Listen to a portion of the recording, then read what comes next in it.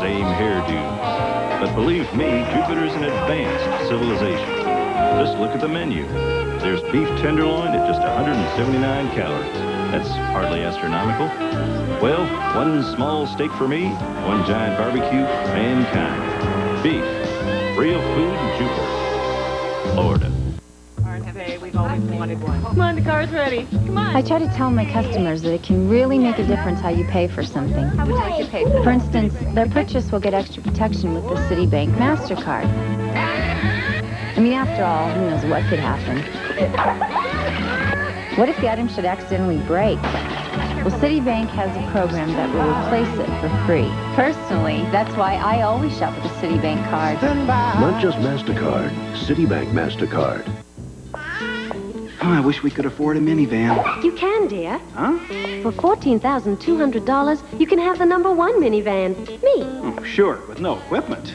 Oh, nothing but air conditioning, automatic transmission, minivan, airbag, power steering and brakes, choice of warranty. I could kiss you. Please. You're a married man. Plymouth Voyager, an intelligent machine. Now get $500 cash back during our Drive for the Gold celebration. Welcome back to Prep Bowl 10 at the Metrodome. This is Doug McLeod as our wall-to-wall football coverage continues here on Receptive Channel 9. Coming up just minutes away, the AA tilt between the Burnsville Braves and the Lakeville Panthers. But first, it's our between-game entertainment. We have 8 high school dance lines, and they'll be followed by the Blue Earth Concert Choir. Let's go to the PA and get the entertainment underway. Ladies and gentlemen, Minnesota dance lines performing this evening are the Burnsville Buettes. Their advisor is Sandy Soter. The captains are Bridget Frederick and Teresa Wahlberg. The St. Cloud Apollo Astronauts. Their advisors are Donna Brown and Jill Hansen. Captains are Nikki Schoenberg and Camille Kraft. The St. Cloud Tech Tigerettes. Their advisor is Lisa Conway. The choreographers are Jill Clausen, Heather Surratt, and Melissa Hammerling, and Stacy Freiberg. The Totina Grace E-Gals. Their advisor is Margaret Schauer and Chrissy Glodek. The captains are Helene Deauville, Arlene Jacoby, and Amy Jacoby. The Northfield Highliners. Their advisor is Jill Ennisberg and Kryn Figger. The captains are Laura Bresnahan, Jennifer Lindström, and Tina Suits. The Waconia Lakettes. Their advisors are Don Swears and Jill Gray. The captains are Stacy Bowl and Kelly Gray. And the Bagley Flyerettes. Their advisor is Gen Levine Stanke. The captains are Bridget Golly and Nicole Smith. Now, ladies and gentlemen, these dance lines represent over 150 dance lines within the state. And the Minnesota State High School League is proud of their individual and collective accomplishments. And now, performing to Just Like Living in Paradise, choreographed by Turi Syverson and under the direction of Sue Reef Gregory. Here are the best dance lines in the state of Minnesota.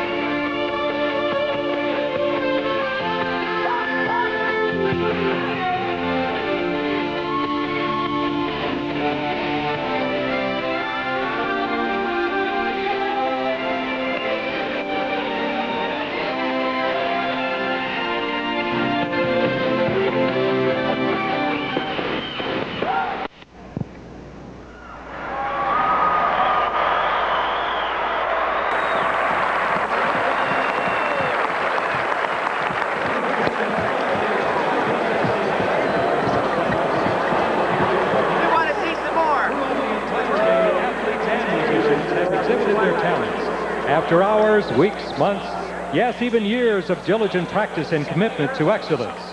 It is because of these young students and many others like them across Minnesota and the nation that America can find hope and believe in the future, because they are the future, and we salute them. And now, ladies and gentlemen, please direct your attention to the 50-yard line, where the concert choir from Blue Earth High School, under the direction of Mike Ellingson, will lead us in the singing of our national anthem.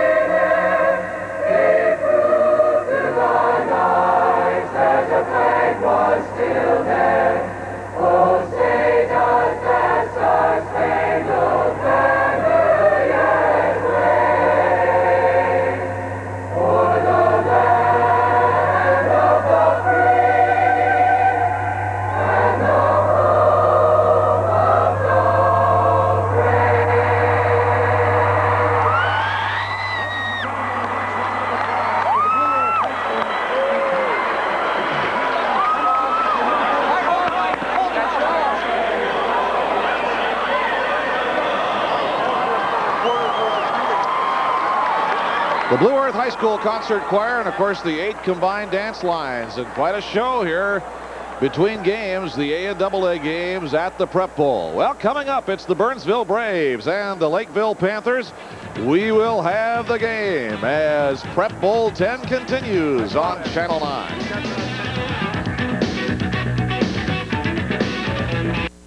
A change is coming, it's understood, happening all over my neighborhood. Only one place got the taste for me, gonna change. Hut Delivery. Call Pizza Hut Delivery now for the Supreme $4 deal. Get a Supreme Pizza for $8.99 and get any other medium for just $4 more. Gonna change to Pizza Hut Delivery. Pizza Hut Delivery, making it For great. Pizza Hut Delivery in the Twin Cities, check your local Yellow Pages for the delivery unit nearest you. Night and day, you are the one. Hey, have you seen this new Mercury Tracer LTS? It's one of a kind. Its 16-valve engine makes it incredibly quick with plenty of room and comfort for 5. First year out, one of Car and Driver's 10 best. And hey, it's got Mercury quality, making it one up on the competition. And now with $750 cash back, it could be the one for you. Night and day, you are the one. Hurry, cashback offer ends soon. See your Lincoln Mercury dealer today. It was designed to fit into an extraordinary carrying case, your pocket, to go wherever you go, and capture moments other cameras are never around for. The new Discovery Mini Dual from Fuji, with lenses that get this close, this wide, in a camera actually smaller than the pictures it takes. The ultra-compact Fuji Mini Dual, for all those special occasions that take place every day. You know when it's right. You know when you feel it, baby. You hold it, you hear it, you taste it, it's right. You got the right one, baby.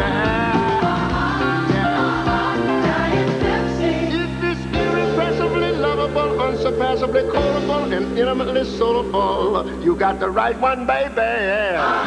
With 100% NutraSweet. Prep Bowl 10 rolls along live at the Metrodome. We're ready for the Class AA tilt between the Burnsville Braves and the Lakeville Panthers. Welcome back, everybody. This is Doug McLeod along with former Viking Matt Blair. I don't know what happened, but your chair has shrunk as the day's gone along. Matt has not shrunk. The chair has shrunk. It's a lasagna, I I'll believe, try and for dinner we had tonight. I would scoot down more, but of course I haven't eaten. You got telephone books in your seat. Yeah, yes, I'm only 6'2". He actually is taller than I am normally. Well, I know this is of great fascination to all of you, but we've been here a long time, so it doesn't take a lot.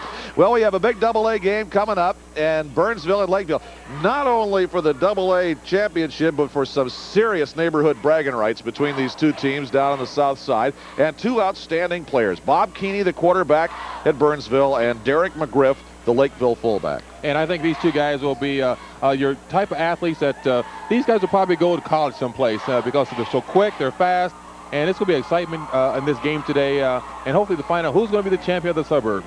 You know, Bob Keeney has not only been looked at by a lot of Division I schools as a quarterback, but also as a shortstop. He's an outstanding ball player, and that means he's got the good hands, the agility, and the quickness. And I think when you see Bob Keeney run the ball, you'll know why he's so good and why he's been sought out after this for baseball as well. Derek McGriff, who comes in with 175 carries, 1,004 yards in a high school season. That's some pretty good numbers. Those are great numbers there. And you see they're close side by side. Matter of fact, you can probably throw a rock over to Burnsville from Lakeville. And these schools here, they're playing for the championship right in their backyard. And eventually, Lakeville's going to be, I think, probably in the Lake Conference with Burnsville. They leave the Minnesota after this year. There will be 3 divisions in the Lake, red, white, and blue. I don't know where they'll wind up, but that is probably what's going to happen because they're steamrolling everybody down in the Minnesota. Well, the teams are coming out on the field, and these two longtime neighborhood rivals are just about set to get at it. 12-1, the Burnsville Braves. Perfect 13-0, the Lakeville Panthers. The Class AA championship game is next at Prep Bowl 10.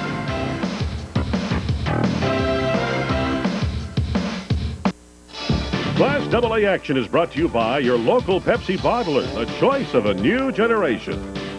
By Accent Herbicide, the accent is on tomorrow. The American Dairy Association, the Minnesota Dairy Promotion Council, America's Health Kit. By your area Lincoln Mercury dealers. By your neighborhood McDonald's. The beef producers through the Minnesota Beef Council. And by your local Northland Ford dealers. For quality people and quality products, see your Northland Ford dealer. You got the right one, baby. You got the right one, baby. You got the right one, baby. You got the right thing. You got the right one. Everybody. Oh, Diet Pepsi. Baby, you got the right one. There's only one right one, baby. You got the right one, baby. Yeah. With 100% NutraSweet.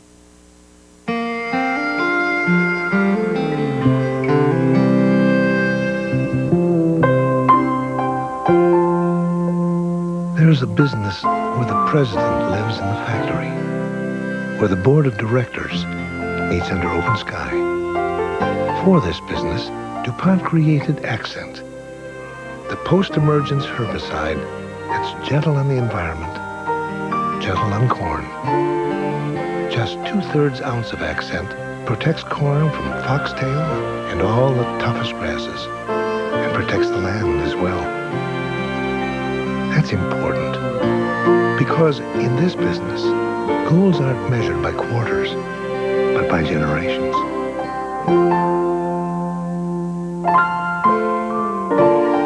The accent is on tomorrow.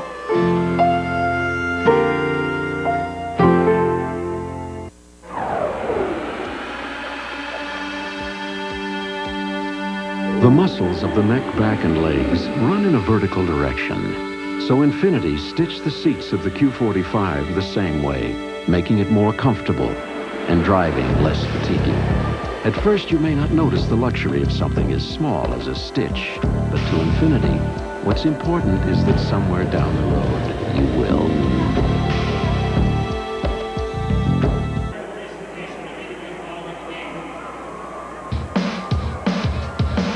Prep Bowl 91 continues with the Class AA Championship game on Channel 9. And now the big boys will get at it. The big schools anyway. Welcome back to the Metrodome. Vile weather outside, but AA championship football inside. With Matt Blair, Doug McLeod, it's the Burnsville Braves, the Lakeville Panthers. Let's join public address announcer Bob Reed to get it going. Ladies and gentlemen, it's time to introduce these teams for the Class AA Prep Bowl Championship. The visiting team tonight, the Section 6 champions, a record of 12-1, coached by Richard Hansen, a member of the Lake Red Conference, the Burnsville Braves.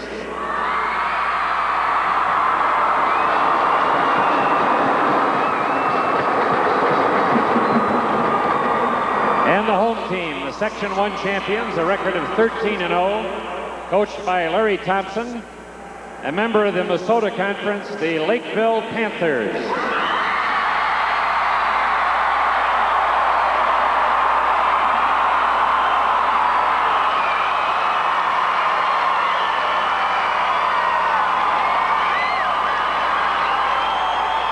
The referee for this game is Bill Roberts.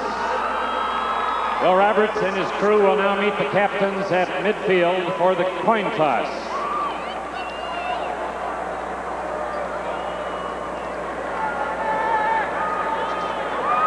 The Burnsville captains are Bob Hayes, Bob Keeney, and Matt Johnson. For Lakeville,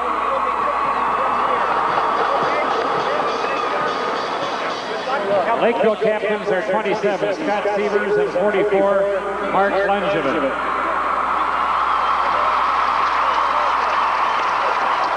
Burnsville won the toss, deferred to Lakeville.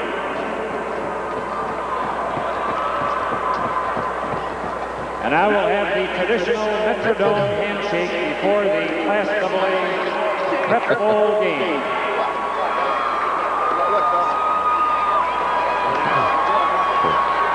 We're now ready to start the Class AA Prep Bowl Championship game. All right, Bob Reed, the Class AA Championship game set to go. The Burnsville Braves, 12-1 out of the Lake Red Conference in Section 6A, the four-time state football champions. The Braves won the AA title in 1980, 85, and 89. Dick Hansen, the A championship in 1972. He was there the whole time. The Braves were the AA runner-up in 1984. The Lakeville Panthers, perfect at 13-0. Larry Thompson's squad in the Minnesota Conference, just up from Class A to AA. Won the A title in 1988 after being runner-up in 1987. This is their first crack at the AA crown, and it is not without precedent for a team to win its first time out. Roseville won the AA title on its first attempt in 1981. So it has been done before. It is Lakeville's 5th all-time playoff appearance. With Matt Blair, this is Doug McLeod ready to go for the capper. And always the one that draws a lot of interest. Almost always a real good shoot-'em-up in the AA game. So Burnsville's Matt Johnson will tee it up. And Lakeville will send 4 receivers back. They include Scott Sievers, Matt Hammond, and a cast of thousands.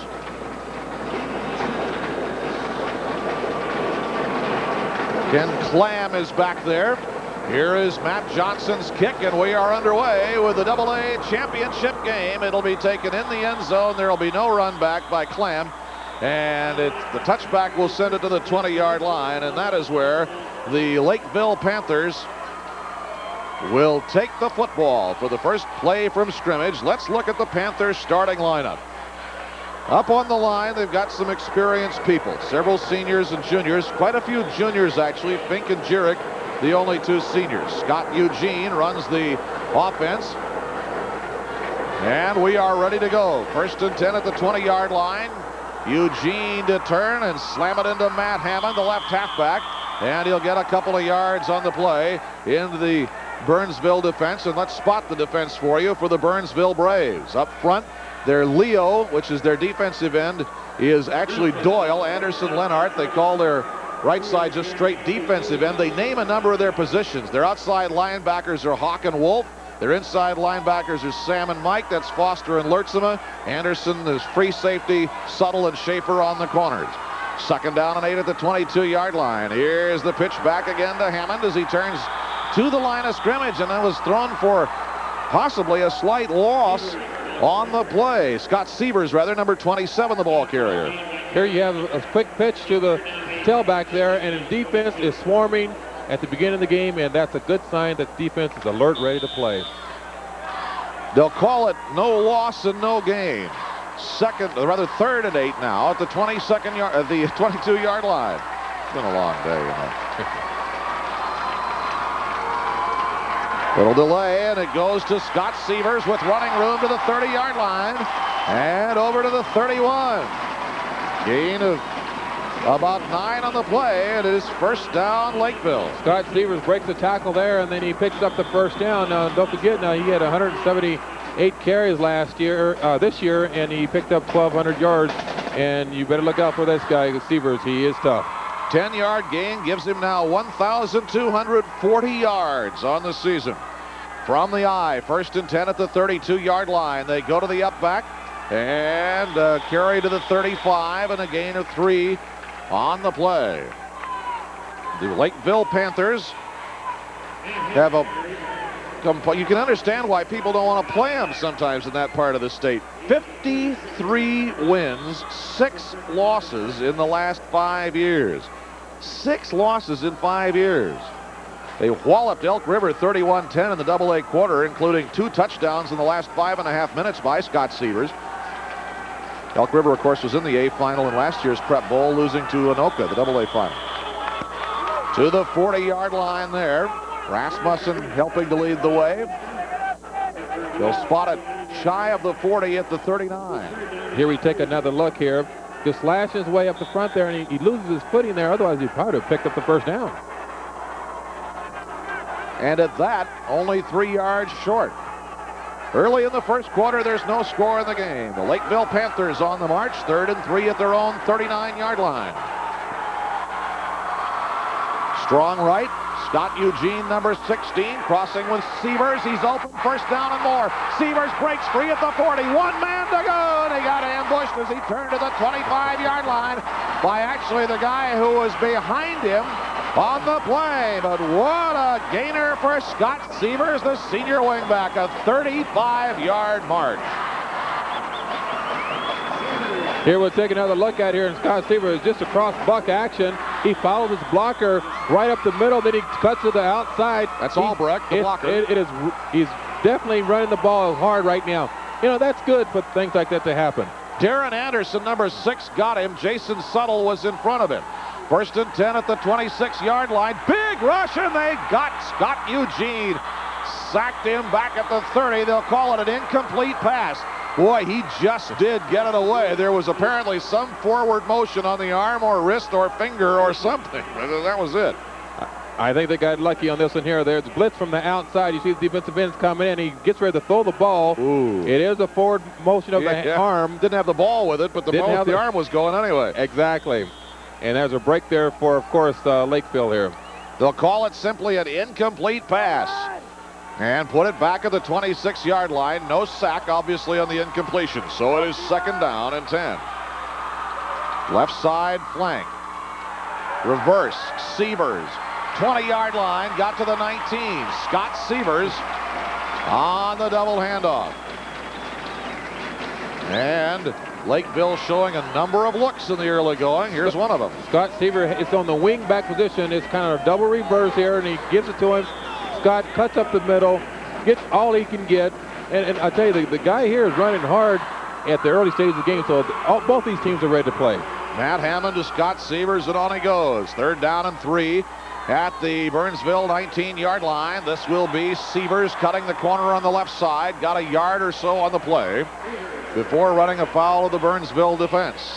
8:08 to go. First quarter, no score, but now Lakeville moving slowly and steadily into Burnsville territory.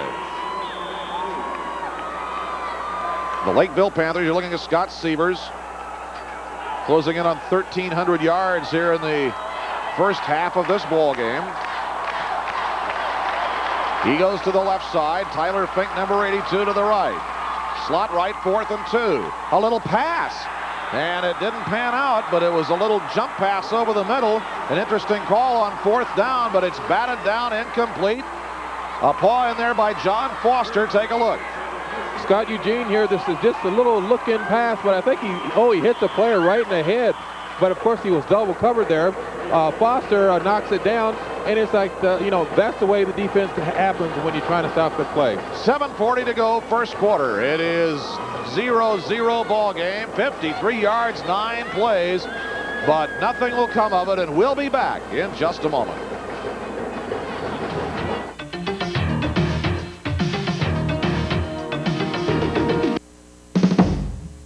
You're not a kid anymore, you must be kidding me.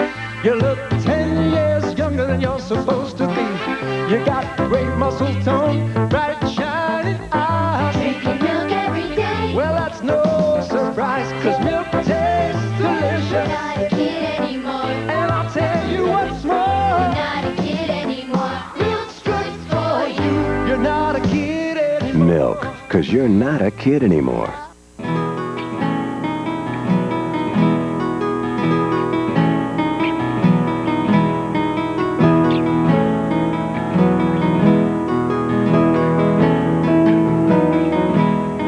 They say everything has its price. At Old Country Buffet, this is it. Simple, isn't it? Old Country Buffet. The only thing better than our food is what you pay for it. 7:40 to go in the first quarter. There's no score on the AA title tilt. Burnsville and Lakeville with Matt Blair, Doug McLeod. And now the Burnsville Braves go to work, 1st and 10 at their own 18-yard line. And Bob Keeney, number 11, leads the Braves up. He'll pass on 1st down. It's incomplete. Intended for Brad Minnick, right on the flat. So Burnsville comes out firing right off the mark. Let's take a look at the Braves offense. There's the front line.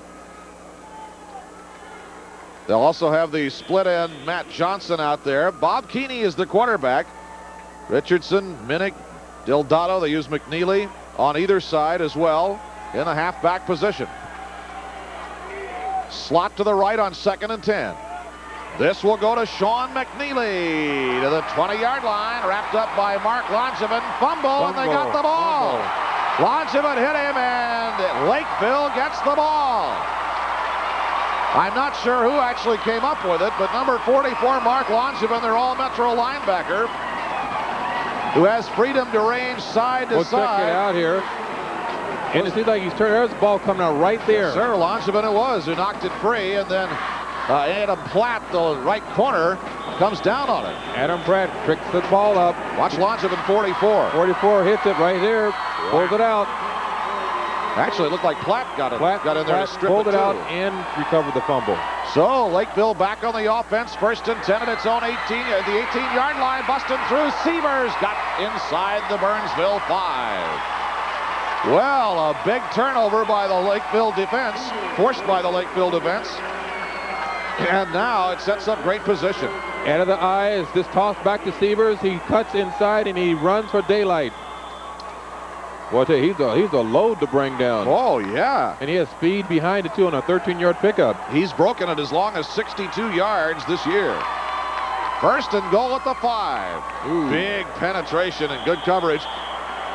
Led along the way by Jason Suttle, number 25, the junior left corner of the Burnsville Braves. And compadres. And that will throw it for a loss of a yard on the play. 2nd and goal at the 6. I believe Burnsville knew that play was going to come because, I mean, they nailed him before McGriff could get off the starting blocks there. Now it is 2nd and goal at the 6-yard line. Scott Eugene pulls in everybody tight. Sievers blocks the corner. Eugene rolls, and it is incomplete in the end zone. Intended for number 28, Matt Hammond, who was double covered in the corner. Here we see that Burnsville has the blitz on. They're sending everybody plus the kitchen sink here, putting the pressure on the receivers. And right here, he throws it a little bit short. And Scott Eugene, it just didn't quite get it up to his receiver. 3rd and goal at the 6-yard line, and a long huddle now for the Lakeville Panthers. See how 27, Scott Sievers, goes in as a block there on the corner. The hand goes to Hammond. He bumps at the 2, spins to the 1, but he does not get into the Burnsville end zone, and it's 4th and goal. Decision time. Do you go for it, or do you take the points?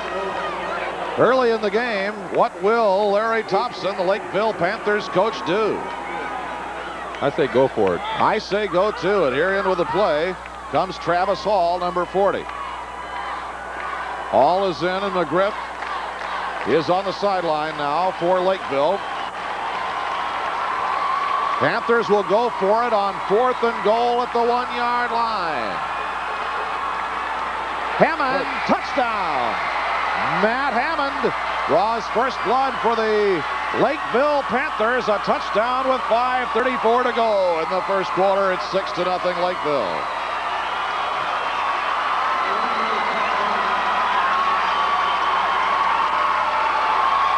Here we take another look here at Hammond's run. I mean, it seems like they're blocking up front there, just like a machine. He takes and bowls over the defender and goes in for his 10th touchdown of the year. 1-yard run by Hammond. The kick by Rasmussen is good. And with 5:34 to go in the first quarter, it is Lakeville 7 and Burnsville nothing. And there's the 4th and goal, plunge from the 1 by Hammond.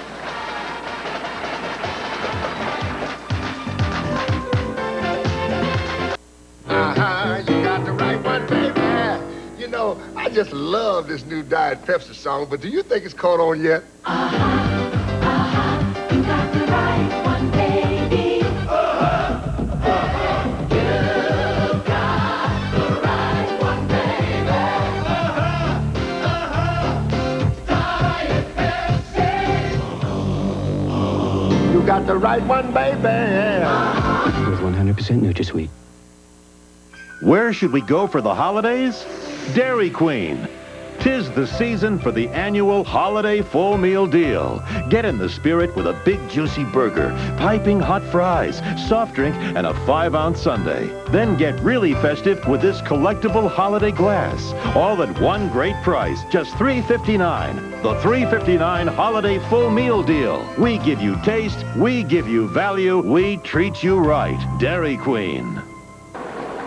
Lakeville now goes on defense. This is the stingiest defense in all of high school football, and Lakeville coach Larry Thompson talks about that great D. Well, I think when you shut out 8 teams, and in the regular season, in the first 9 games, we only gave up 1 touchdown on defense, and we got some awful strong kids. They bench pressed half the world, and they're aggressive, but we're a team. We play together, and we pull for each other, and that's what makes us 13-0 right now. 8 shutouts in 13 games, including 6 in the first 7 for the Lakeville defense. Now Burnsville rolling back, and we'll go to work at the 20-yard line. Talking about the Lakeville defense. The whole defense has been together for 2 years, but it knew it was really something special when it whitewashed Hutchinson, which was a very solid defensive team, 41-0. And Hutch had a great ball club this year. The defense has a nickname every year. This year, Creeping Death. That is the first team. I'll tell you about the rest of them later. 1st and 10 at the 20 now. Bob Keeney brings the Burnsville Braves to the line. Motion to Brad Minnick. Keeney will keep. Turning the corner, 25-yard line, wrapped up and taken down to the 32. Was it Langevin who got him? Adam Platt was over there. The D-backs working anyway on Bob Keeney. Now Bob Keeney here takes another fake to the fullback. He cuts outside. You have to contain Bob Keeney. If you don't, he's going to run all day long, and he will score touchdowns. That was Mike Owens, 43. I had every other 40 in the book. Mike Owens, 43, the guy who actually got him. Keeney has the freedom to call plays here. What happens is Dick Hansen will send in a formation, and whether it's to go inside or outside, and then Keeney gets to choose from there. Keeney carrying. Keeney in trouble. Keeney turns the corner and runs out of bounds at the 35-yard line, 34-yard line, so he kept his head and actually got a gain of 2 or 3 yards on the play, despite some hot pursuit from the Panther D. It's a run all the way. Keeney's not even thinking about pass, so he's going to take it and run for the daylight, and he gets around the outside of the end. He picks up about 2 yards here after a fine defensive play. That's knocked out of bounds by Mark Langevin. Langevin, the all-Metro linebacker who pushed him out. And again, Langevin has the speed and ability to range side to side. Keeney calls the play now on 2nd and 7 at the 34-yard line. Flanker and slot to the right. Fake handoff. It goes to Minnick inside. No hole there, but a good second effort. At least got into the line of scrimmage and might have got a little bit there as well. Langevin again comes down on top of him, and Jeremy Radloff, number 60, the defensive tackle, is in there too. Here you find the play is just from Brad Minnick. He just turns around and the defensive player has him. You know, those plays I always find out that when you reverse pivot and you're going to hand to another play, it takes a long time to develop. By then, the defense has already crossed the line and in front of your face. Even if they missed a key somewhere along the way, there is still time to recover. That's right. Receivers both sides now on 3rd down and 6 at the 35-yard line. 7-0 Lakeville. Just under 4 minutes to go in the first quarter. The Class AA final game. The pass complete on the flat to Lance Carnahan, and he makes it all the way to the 40-yard line.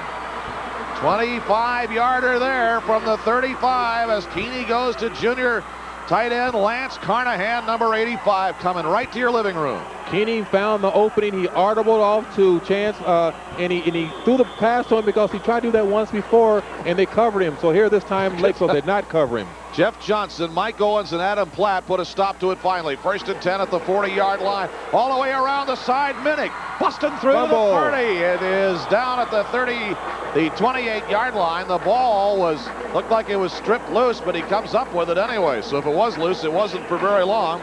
Fred Klotz put the stop on it, but Minnick, Tony Deldato was in there, 28, to keep it alive. Here we see that Minnick ball comes out right there, and Tony Deldato falls on it for Burnsville to keep the drive alive. And they wind up with the advance. Another 1st down, this time at the 29-yard line. Here's Deldato, smack, still going at the 25. Fumble. This time it's going to go to Lakeville. The Lakeville Panthers recover at the 21-yard line. It was Mike Owens, number 43, the senior free safety, who made the stop. That is the 3rd fumble by Burnsville, and the 2nd time it has been lost. And it goes to Lakeville with 3:19 to go. Here we have the play. You got a kind of reverse action on the play here. And Tony Deldato, he cuts, he slides. He's trying to pick up extra yards, and there goes the ball right there. And it seems like Lakeville is just making things happen out there. And Owens, you see, comes up with the ball. We'll be back in a moment. 3:19 to go in the first quarter.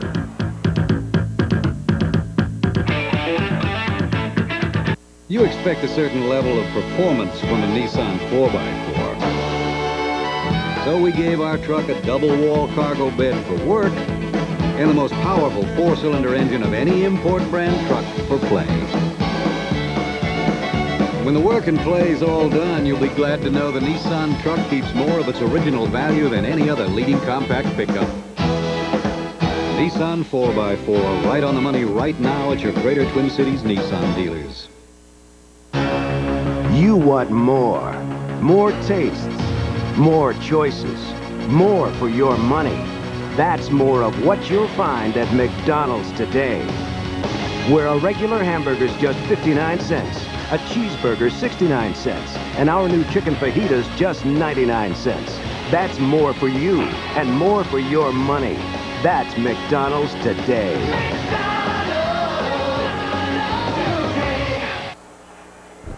The ball reverts to Lakeville with 3:19 to go in the first quarter. The head coach of the Burnsville Braves, Dick Hansen, has been there a long time, and he knows all about the Lakeville Panthers. Huge, in a word, huge. Efficient, well coached, do a lot of things well. It's going to be a very physical battle for our defense to try and shut them down. We may be able to do some things offensively on them. I don't know, because the problem with Bobby is he's a little short, and he may not be able to see over some of that. Huge, in a word, huge, says Dick Hansen of the Lakeville Panthers. Now the ball is at the 30-yard line, and it will be second down and 1 yard to go. Lakeville leading this Class A championship game 7-0, 2:51 to go in the first quarter. Here's Scott Eugene, number 16, but as he comes to the line, we're going to have an official timeout. An equipment problem is what it was. They were trying to, Jason Suttle had to tie a shoe, I think is what it was. And now we'll start him up again. And all will be well with 2:41 to go in the quarter. Matt Hammond tight end to the right side. This will go to the second man through Scott Severs. Gain of about 3 on the play. And Rob Lertzema, son of the old bench warmer himself, will bring him down. Here we take a little spin out by the quarterback. He hands off to Scott Severson. He just bowled his way up there for 3 or 4 yards, enough to get the first down. Rob Lertzema, the Mike linebacker, the inside linebacker on the right side. 106 tackles, and their number 2 sack guy as well. First and 10 at the 34-yard line. Eugene, and it goes to Hammond. Powering to the line, and everybody swarming to the ball there at the 38-yard line. You know, the thing about these guys, they live so close to each other, and they probably know each other well. But when it comes down to playing the game, it's like, I don't know you anymore. And I don't want to know you unless I'm in your face at exactly the right moment. That's right. So there's some bragging rights coming down on this game. Ball at the 38-yard line. It is 2nd and 6 for the Lakeville Panthers. Some movement. Fans thought there might be a penalty, but nothing doing. And the pitch brings the ball up to the 40-yard line. Scott Severs, the senior wingback, on the run. The Burnsville Braves have this year looked at a defensive situation where they really need to get some defense. They have had some weaknesses at some positions, mostly because they're just thin there. And they've had some emerging players that have helped to key them. 100 yards rushing now for Lakeville, 3rd and 4 at the 40. Severs smacked and dragged back behind the line of scrimmage. There'll be a loss on the play. Severs is stopped by 22. To the 36, a loss of 4 on the play, if that's where they spot it. Here you find that Severs doesn't get outside because John Doyle, he rustles him down and throws him for a loss here, and that brings up a 4th down and 4. I guess it was only about a 1-yard loss on the play, as it turns out. 4th and 5 at the 39, and the punt just away by Sontag.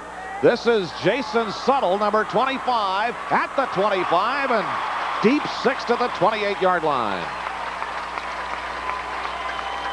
28 seconds to go in the first quarter. 7-0 Lakeville. And the ball goes back to the Burnsville Braves. You can basically tell if the defensive team is ready to play. They don't miss tackles on that particular punt with 38 yards. You know, the defensive guy was down there. He made the tackle. He didn't miss it, and that's when you say the defense is ready. Ball at the 28-yard line of the Burnsville Braves. 1st and 10. Braves senior quarterback Bob Keeney spins around, shovels it over for his fullback Chris Richardson, and he'll get a couple of yards up to the 30-yard line. Stopped by Mark Langevin of the Lakeville Panthers. The Burnsville Braves hoping history is on their side. 10 of the last 11 AA winners were either from the Lake or Twin Cities suburban conferences. The only recent exception was in 1987 when Moorhead won the AA championship. That is the end of the first quarter of this AA title game from Prep Bowl 10. It's Lakeville 7-0.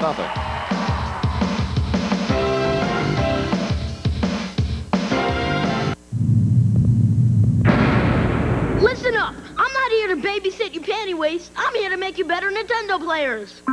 So what does Mario do here, Mr. Jackson? What? Wrong. You. Wrong. Do a little dance. Wrong. To get better at Nintendo, pick up Super Secret Game Kits on packages of Pepsi. Best of all, you can win one of thousands of Super Nintendo entertainment systems delivered via Federal Express.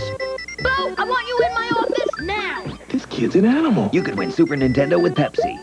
If you're looking for a way to beat those old car blues, your Isuzu dealer's got the right Isuzu for you. Now's the right time for year-end savings on selected 91 Isuzu cars and trucks, like the versatile Isuzu Trooper LS, priced at up to $1,800 off during the Isuzu for You sale. Info stylish pickup trooper, rodeos too. Your Isuzu dealer's got the right Isuzu for you. Save on a Trooper at your local Twin Cities Isuzu dealer. Second quarter about to begin. 7-0 Lakeville, but first down to Jim Gilliland. Thanks, Doug. We're here with a gentleman who has a rooting interest, a very recognizable face in the community, Bob Lertzema, who makes his home in Burnsville and has his son Rob playing for the Braves here tonight. And I know that it's hard to be impartial. You're a rooter for all Minnesota sports, but it is especially difficult when you have a son, and you played pro ball yourself. How do you handle that situation? Well, I didn't really play pro, you know that.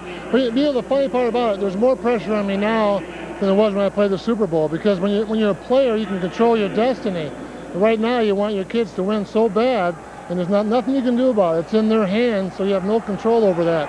That's really frustrating, so I feel more pressure now than I did when I played in the Super Bowl, and that's the God's honest truth. How do you handle the emphasis placed on sports? Because it would be easy for a kid to get misplaced emphasis, thinking that sports is everything when his dad was a pro athlete.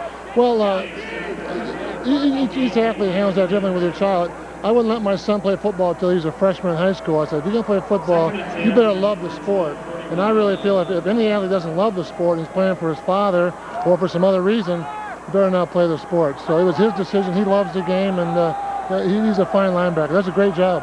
Yeah, and his mother must have been a heck of an athlete, because this guy actually plays. He doesn't watch. But we're assuming that Bob had the best of it when he was romping on the high school fields and such. Bob, thanks for stopping by. No problem. Plus, I want to tell you one thing. He's good looking, too. He looks like his mom, too.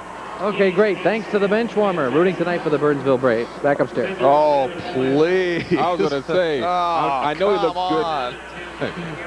Actually, I've met him. He is a good-looking guy. He's about as big as his dad, too. He's a tall guy. He's 6'5". Tall guy, yes, 6'5". sir. Talking about Rob 220. Lertzema, junior linebacker, 6'5", 235. He lines up standing there on the sideline right there. Yep. So playing linebacker, he picked the right spot, Bob, okay? It is 3rd and 10 for Burnsville at the Braves' 41-yard line. Matt Johnson to the left side, waiting for Sean McNeely to get over to the right side. Audible now by Keeney. It'll go to Richardson. Tripped up and dropped as he got to the line of scrimmage by Sean Ruland, number 19, the senior defensive end. Watch 19. Here we have a little draw play, and number 19 comes in, knifes, and makes the play on Richardson. But think about this. Burnsville is not going anywhere. The Lakeville defense is stymieing them. They are really coming off the ball and making things happen. 4th and 11 at the 40-yard line, and Bob Keeney also does the punting. Well, let's see if we have any takers. Adam Platt to the 25 and smack right at the 25-yard line. Platt with hardly any return on that one. Is good penetration by the Burnsville punting team. But that's a good play there. Yeah. The ball hits, and it may needs 5 or 10 more yards. We have it here. Platt takes the ball, and it could have bounced for another 10 more yards. So here the Burnsville defense comes on, gang tackles and no return. 38-yard punt, 10:22 to go in the half. It's 7-0 Lakeville. Night and day, you are the one. Hey, have you seen this new Mercury Tracer LTS? It's one of a kind. Its 16-valve engine makes it incredibly quick with plenty of room and comfort for 5. First year out, one of Car and Driver's 10 best. And hey, it's got Mercury quality, making it one up on the competition. And now with $750 cash back, it could be the one for you. Night and day, you are the one. Hurry, cashback offer ends soon. See your Lincoln Mercury dealer today. Listen up. I'm not here to babysit your panty waist. I'm here to make you better Nintendo players. So what does Mario do here, Mr. Jackson? What? Wrong. You. Wrong. Do a little dance. Wrong. To get better at Nintendo, pick up super secret game kits on packages of Pepsi. Best of all, you can win one of thousands of Super Nintendo entertainment systems delivered via Federal Express. Bo, I want you in my office now. This kid's an animal. You could win Super Nintendo with Pepsi.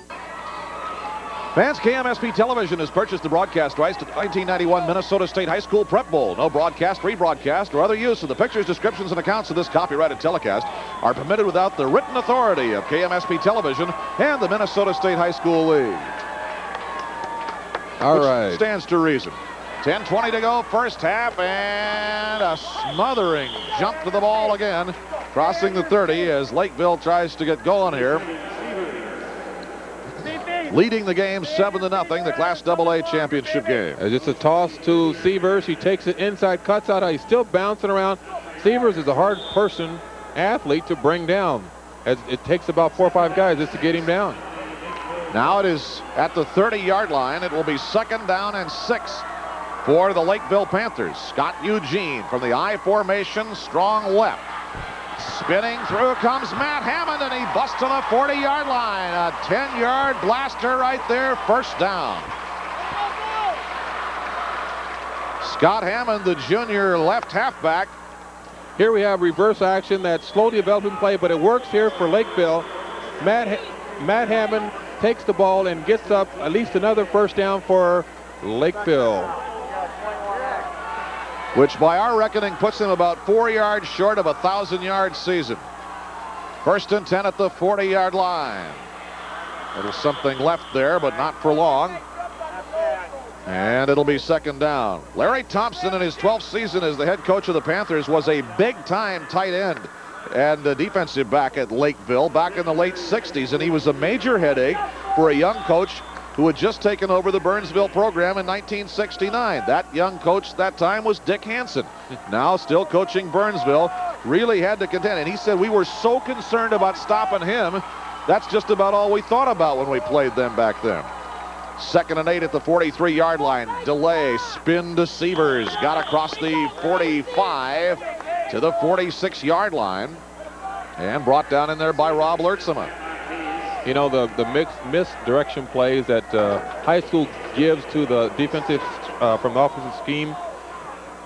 You read the football, and you got misdirection plays. So what happens is that players have a tendency to get out of position, and they get trap blocked, and that's how you get yardage. You can pick up yards real easy that way. And that's what's happening right now. 3rd and 4 at the 47-yard line. Been a long day. Here's the pitch back now for Severs, and he'll turn in and gain another couple of yards on the play. It will not be enough for a first down, still at least a couple of yards shy. 8 minutes to go now in the first half. Lakeville 7, Burnsville nothing. No toss back to Severs, and he's hit right away by number 17, and the whole Burnsville makes the tackle.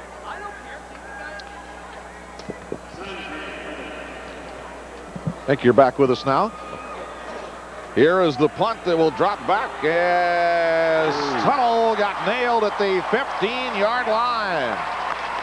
Special teams, when you make a tackle with all 3 guys, you're doing something. And right now, for the last 2 punts, Lakeville has come down, covered the ball well, and have made the tackle against Burnsville.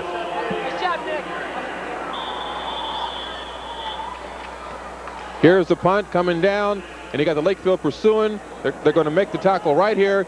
No gain on the yard. That's on Jason the punt. Suttle trying to get it back. We'll be back 7-0 Lakeville as the first half rolls along.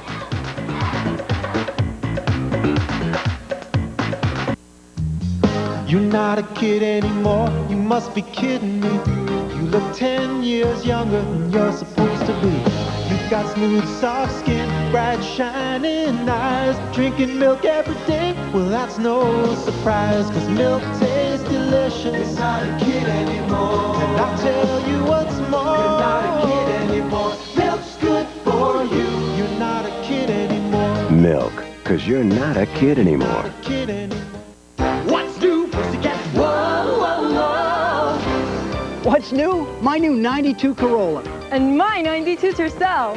My new Tercel is Toyota's lowest price sedan. What's new?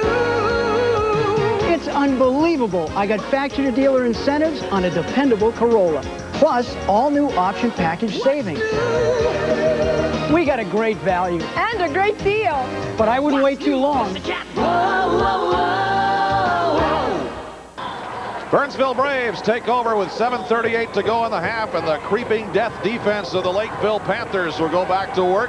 Bob Keeney, the senior quarterback, fine option quarterback who can pass. Rolling, pursuit, throws, and it is just overthrown for Brad Minnick.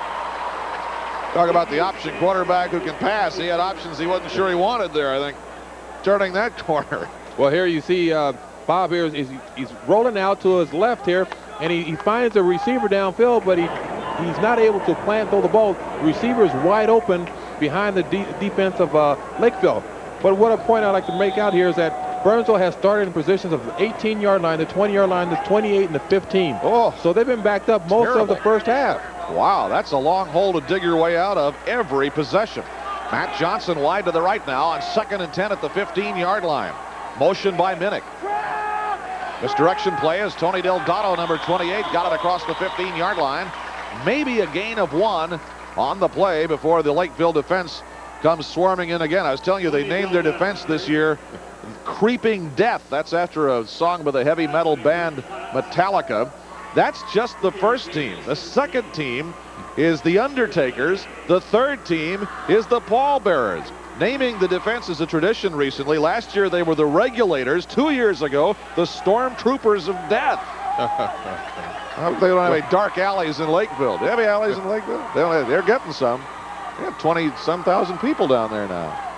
3rd down at 8 yards to go. And it's just out of the hands of the intended receiver. A nice little attempt, however.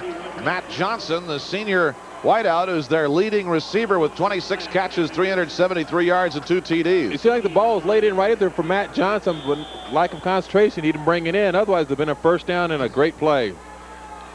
4th and 8 now at the 17-yard line. Bob Keeney will be back to punt rather. Nice punt. Really hangs it up. Fair catch signaled. Nothing gonna happen there, and finally it'll be down, and quite a Burnsville bounce back at the 22-yard line. 6:29 to go in the first half. 7-0 Lakeville.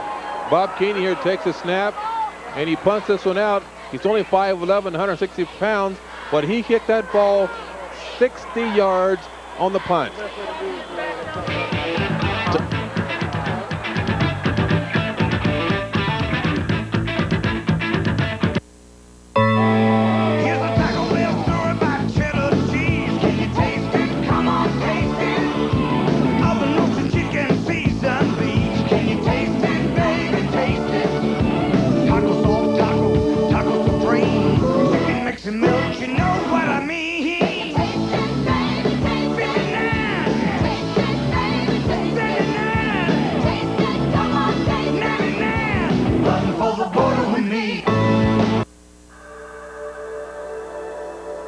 It is one thing to accelerate from a standing start, quite another at high speed.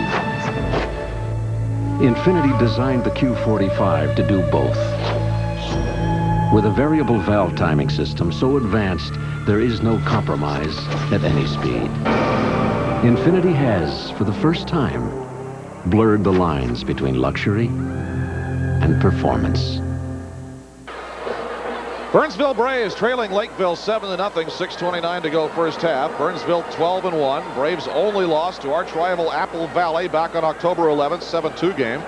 They later eliminated Apple Valley 10-7 in the 6AA championship game. Area fans remember last year when Apple Valley and Burnsville met 7 games into the season, 6,500 people there, and the Braves won it 3-0. So a thriller when they get going in the Lake Conference. Pick a sport, basically, but certainly in football, as the Lakeville Panthers now go to work and get about 3 on the play. It's a goodly bunch from Lakeville. Well, certainly the crowd way off tonight because of the terrible weather. So if you were meaning to come here to support your team, you made a good choice to stay home. You've got the best seat in the house right here on Channel 9 anyway, we modestly believe. Hammond to the left side. It is 2nd and 7 at the 27-yard line. Scott Eugene whaps it into Scott Severs. They pile it up right at the line of scrimmage for no gain. There was nowhere to go there as that big, tough Lakeville offense smacked into a Burnsville defense that has proved to be pretty good. You know, you said it was nowhere for receivers to go, but he still picks up 2 or 3 yards right here on a second extra effort there. Oh, yeah. Looked like they had him, and he kind of squirted through. So it's at the 28 now, 3rd down and 6. 5:19 to go in the half, 7-0 Lakeville. Lartzema comes in and wraps up Matt Hammond and whacks him to the deck. Number 91, Rob Lartzema, 6'5", 235 junior. Their Mike linebacker, one of their inside backers. They use 2 inside backers and 2 outside backers in that look. Here you find that Lartzema has a hold of Severs there. He just throws him down, rests him to the turf. And a cast of thousands to help. Here's the boot, and Sontag got nailed as he got it away. Jason Suttle driven out of bounds by Nate Rasmussen right there. And with 4:39 to go in the first half, the Burnsville Braves will call their offense to work, trailing by a score of 7-0. Talking about that Apple Valley Burnsville game last year, 6,500 people. Braves won it 3-0. Matt Johnson, a 23-yard field goal on the last play of the ball game. Meanwhile, an injured Burnsville player. It looks like Johnny Doyle is down on the ground there. He's 6'2", 185 defensive end. You see right here in the play, it's like he right there, he falls to the turf, and it's like he twisted his ankle. You know, think about the turf. It goes against you. It's very easy to twist your ankle or your knee on the surface. Yeah, I twisted my knee on this surface in my 11th year there, and I think after that, I wasn't any more good. No, seriously, I was. I couldn't play after that. And my 12th year, I retired, and you know, today I'm glad that I did, because if I would have played more on this turf, I could have twisted my knee, you know, permanently, and probably been injured, you know, and had a limp for the rest of my life. That has been a question mark about artificial turf. I mean, obviously it's all you can have in a dome stadium and in many other climactic situations. But it has hurt, and it has ended some careers, particularly with knee injuries. Ankle injuries have been caused, which have not been career-ending, but the knee injuries, even with arthroscopic surgery and so on, which they have now, can happen. And there you go. You see the Johnny Doyle, the senior, the Leo end, the left defensive end. Been helped off there. Hopefully he's all right. 1st and 10 at the 38-yard line as Bob Keeney calls the Burnsville Brave offense to work, trailing 7-0. 4.5 to go in the half. Jumping around a tackle, Keeney on the move to the 50-yard line, and he's nailed by John Gillum, the right linebacker, who came in with 119 tackles on the season so far. Finally got him down, but it's a 1st down. We all know what Bob Keeney can do here, and he runs the ball best when he knows he has the confidence. He takes it upfield for a 1st down before he's brought down by John Gillum. That was Jeff Johnson, the strong safety that he left behind on a nice little jump move. Now in Lakeville territory at the 46. Audible by Keeney, 1st and 10. He's going to keep it. Corkscrewed off it, but still stayed on his feet. Mark Langevin had to nail him twice. Once to spin him around, and once to send him to the deck. The leading tackler of the Lakeville Panthers, all-Metro linebacker Mark Langevin. in the semifinal game, Bob Keening here, he had 4 touchdowns on runs of 55, 35, 1 for 60. So he knows if he gets one break, one crack, he could take it all the way. And everybody in the joint knows that too. He's like a loaded gun, given a little firing angle, and he can go. It's 2nd and 9. Burnsville at the Lakeville 45-yard line. Big pursuit, big sack by Jeff Johnson, who may have missed him the last time, but got him that time. Sweet revenge for the 3-year starter, strong safety, defensive captain, Jeff Johnson, number 21. Here's a naked boot, and one thing Bob Keeney forgets that there's a defense on the other side. Jeff Johnson comes up with a great play, thrown for a loss for 11 yards. Big play by Jeff Johnson of the Lakeville Panthers.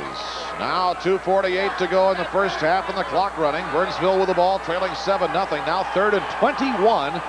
Back in its own territory at the 43-yard line. Wide outs both sides. Bob Keeney.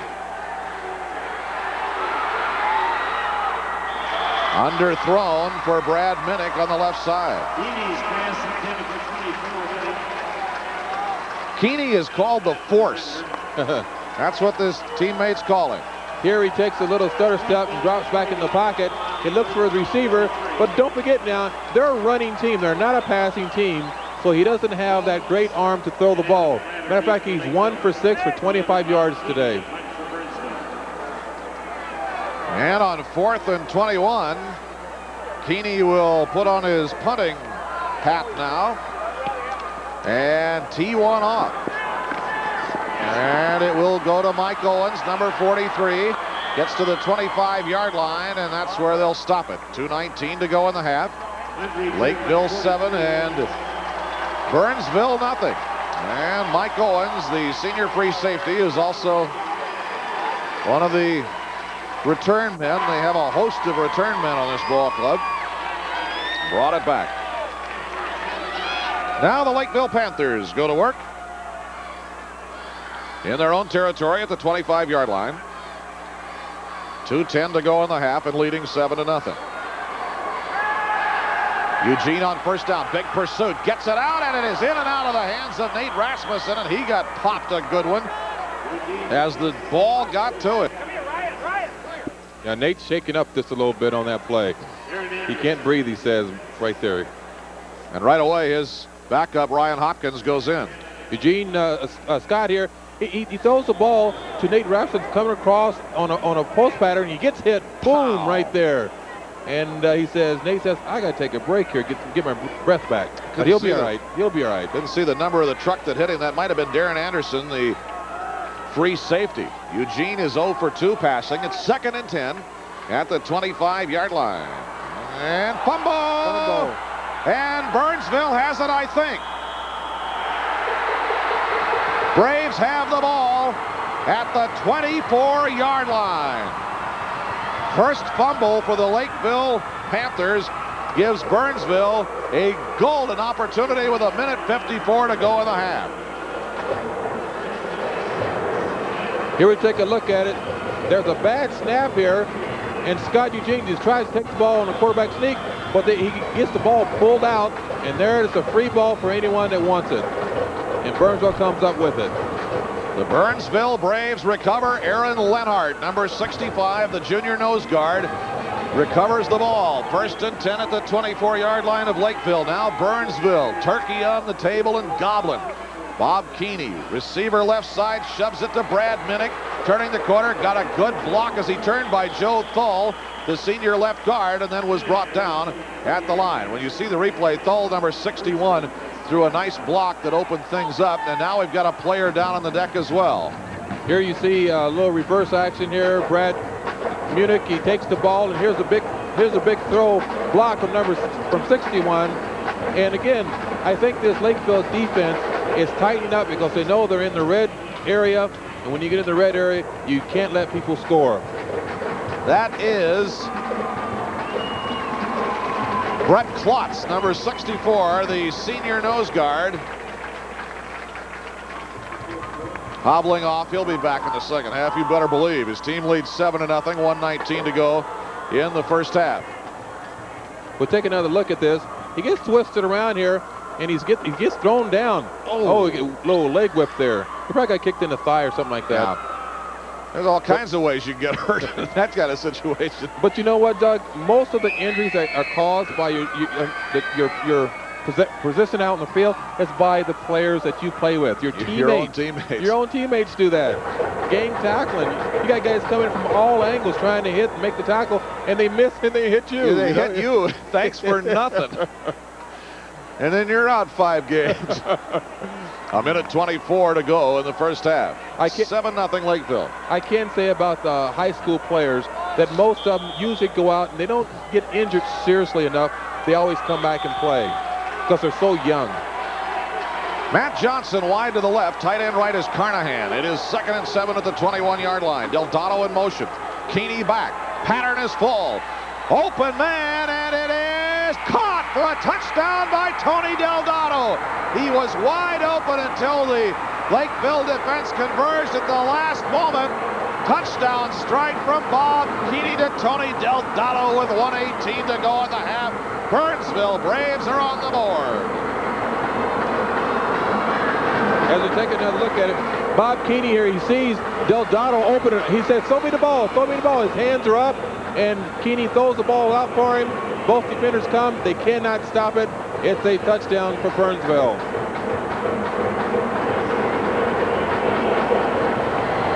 Here's the extra point. It is good. We have a tied ball game. 1:18 to go. A 20-yard pass play from Bob Keeney to Tony Delgado. Let's take another look at it here. It's a 20-yard pass play right here. Touchdown to Delgado. Great concentration. Matt Johnson's PAT kick was good. 7-7 ball game. 2 plays, 23 yards, 36 seconds. That is striking quickly after a fumble recovery.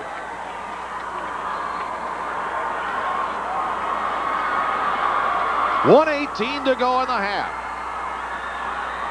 You know, when you look at something like that right before the half, it's kind of a gift, you know, because the way the Lakeville defense has been playing, one mistake cost them a touchdown. Well, actually 2. You got the fumble, and then you got the pass in the end zone because somebody didn't cover their man. Tony Delgado was wide open all the way. Yep, sure was. Now Matt Johnson will kick off with 1:18 to go in the half. 7-7 game. He will launch it deep. It will go to the 10-yard line and a little bit beyond. One of the 70 to 75 different receivers that they put out to catch the football, apparently, for Lakeville. And that will start things back the other way. 18-yard return for Ken Clam, number 36. Anybody else want to go out there? Clock running down with 1:05 to go in the half. 7-7 game. Now Scott Eugene, pitch back. Here comes Siebert. Got to the 25-yard line, maybe to the 26, 4 or 5 yard gain on the play, and Lakeville will be moving quickly here with the clock still running. 48 seconds to go in the half. I may add to that touchdown, and both touchdowns were caused because of a fumble deep in their end zone. That's how both teams have scored tonight. Or not necessarily moving quickly with 33 seconds to go in the half.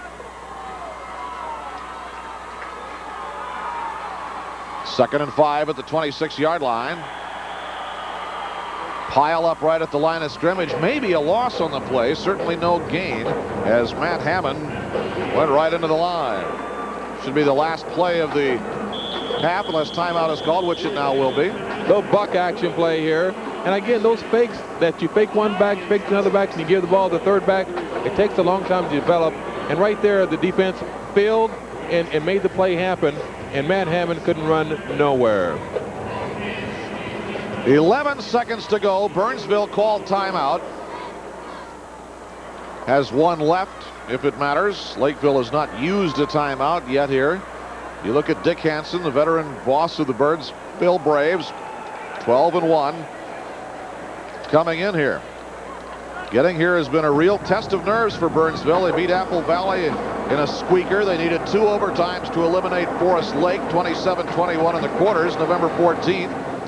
And then a field goal by Matt Johnson with 2 seconds left in the AA semi to edge Richfield, 38-35. And boy, Richfield had a first-class ball club this year. And a lot of people in Richfield thought for sure they were going to be in the Prep Bowl, but it went right to the end. You get to playoffs. It's a roll of the dice. It is a roll of the dice, but last week when I watched Burnsville and Richfield play, I left and Burnsville was up like 36 or 30 to nothing. Yeah. And all of a sudden I get home and it's like, you know, the game's real close, like 20 to 30 to 33 or something like that. And it takes a field goal with 2 seconds left to make it 38-35. 11 seconds left in the half. 7-7 game. 3rd and 5 at the 26 for the Lakeville Panthers. Scott Eugene, the quarterback. Playing it safe. Severs goes up the middle across the 30. Close to first down territory. He's a little sharp, about a yard, 2. See where they're going to spot it here. 31-yard line. Ooh, maybe a yard. Boy, it's closer than that. The nose of the ball is on the 31 now. Here we go. All right, they're short by 3 inches. 3 inches. It may not even be that much. Let's see where they'll spot the ball. Move your leg. Oh, now that's not fair. I'm off. It is first down. Well, get that student athlete's leg out of the way. This is television here. First down it is for Lakeville at the 31-yard line. Panthers in their own territory with 4 seconds remaining. 2-1, and that is the end of the first half. So this Class AA championship game has gone right down to it here as Lakeville's Matt Hammond scored on a 1-yard run, 4th and goal at his 1 with 5:34 to go in the first. But then Bob Keeney fired a 20-yard pass to Tony Delgado with 1:18 to go in the half after recovering a Lakeville fumble. Here we go to the halftime locker room. It is a 7-7 ball game. We're going to grab one of the coaches here to talk to at halftime and bring you up to date on other things going on as well. But this has been a AA game that you'd pay to see, although those of you who had to stay home because of the weather, I think made the wise decision tonight. We're going to have an opportunity to visit with Lakeville Panthers head coach Larry Thompson, whose squad is 13-0 coming into this game and took the early lead. Let's go down now to Larry Thompson and our own Jim Gilliland. Well, Larry, breaks have told the difference in the 2 scores, each team recovering a fumble deep. Has it been a game where, or was the plan to avoid mistakes, and the team that does that the best should have a chance to win? Well, I think definitely that's been our plan all year, is to avoid mistakes, and especially in this game. And we had a miscue on the snap that a little early there on that one, and that really hurt us. And hey, we're right in a tough ball game here. It's going to be a great game, I hope, right down to the finish. We just have to we have to do a little bit better job of throwing the ball to kind of back them off of us a little bit. You scored the early touchdown. It seemed like you got a little conservative offensively, maybe relying on your great defense, or how do you see it? Well, we were a little concerned about their pass rush. We have to go in now and do some Xing and O'ing and try to get our their pass rush picked up a little bit better. And if we do that, then we're going to be in a lot better shape. But right now they're coming really hard, and we have to protect the passer better. I know you guys are not rivals because you don't play in the same conference, but you're close border-wise, just a little roadway separating you there. Is it for bragging rights here during the off-season? Well, the Burnsville Center is where a lot of them go shopping, and that's where they meet. And I think we're just proud of our program. They're proud of theirs, and we just want to make sure this is an outstanding football team, and may the best team win in this half. Okay, it certainly has been so far. Thanks for stopping, Coach. Thank you. Okay, we will take it back to a break. We're at halftime of our Class AA championship. You can see it is all knotted up at the 1991 Minnesota State High School Prep Bowl.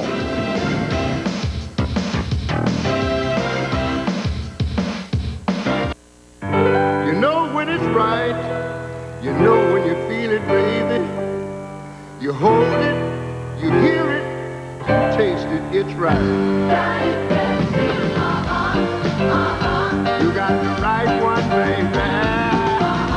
Yeah. It's this irrepressibly lovable, unsurpassable inexpressibly colorful and intimately soulful. You got the right one, baby. With 100% NutraSweet. This is how much most stores charge for video games. This is how much we charge.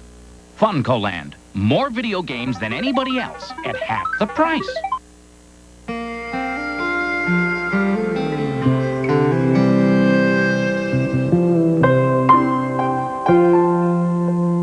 There's a business where the president lives in the factory, where the board of directors meets under open sky. For this business, DuPont created Accent, the post-emergence herbicide that's gentle on the environment, gentle on corn. Just 2/3 ounce of Accent protects corn from foxtail and all the toughest grasses, and protects the land as well. That's important, because in this business, goals aren't measured by quarters, but by generations.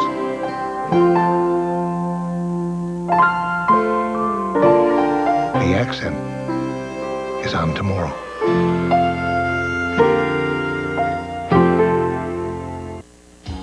Just announced, up to $1,500 cash back on Ford F-Series pickup. That's right, up to $1,500 cash on America's best-selling truck. Start with $500 cash back on every F-Series in stock. Then qualify for an additional rebate up to $1,000 for total cash back of up to $1,500. Plus, with option savings up to $2,100, save up to $3,600 before your best deal. This is a limited time offer. See your local Northland Ford dealer today. It is halftime at the Metrodome. The Class AA championship game as close as you want it. The Burnsville Braves 7, the Lakeville Panthers 7.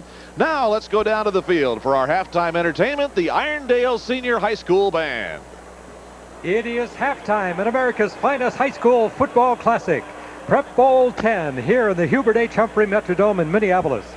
Young musicians and music educators are currently providing music and music education in their respective schools and communities all across the state on a daily basis. Now this evening, ladies and gentlemen, this halftime show is just a small example of the excellence in music education statewide. And now, under the direction of Mr. Jeff Goldsmith, and stepping off in their 1991 Prep Bowl 10 halftime performance, please welcome the Irondale High School Marching Band.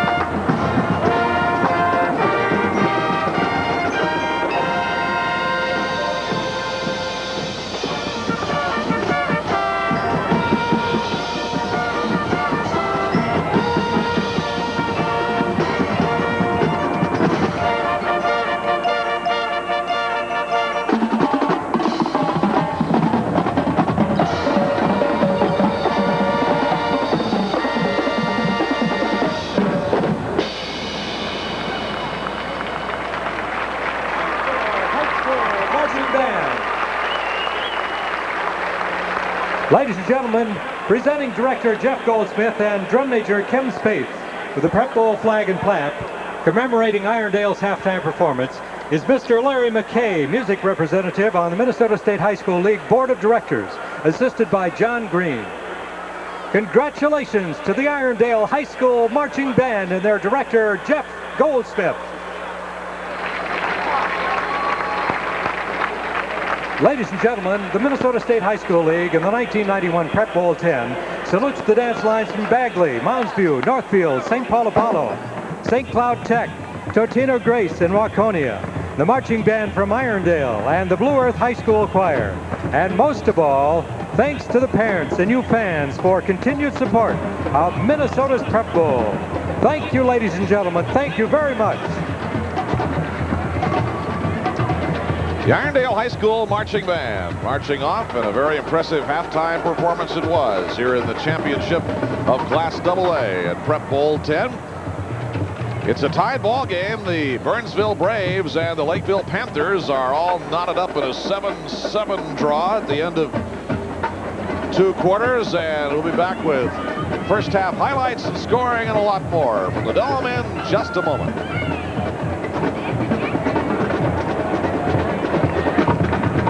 You expect a certain level of luxury and performance from a Nissan sedan. So we made the Maxima SE even better for 92 with a 24-valve 190 horsepower V6. And we built the Maxima to retain more of its original retail value than the BMW 525i, the Acura Legend, and every other sedan in its class.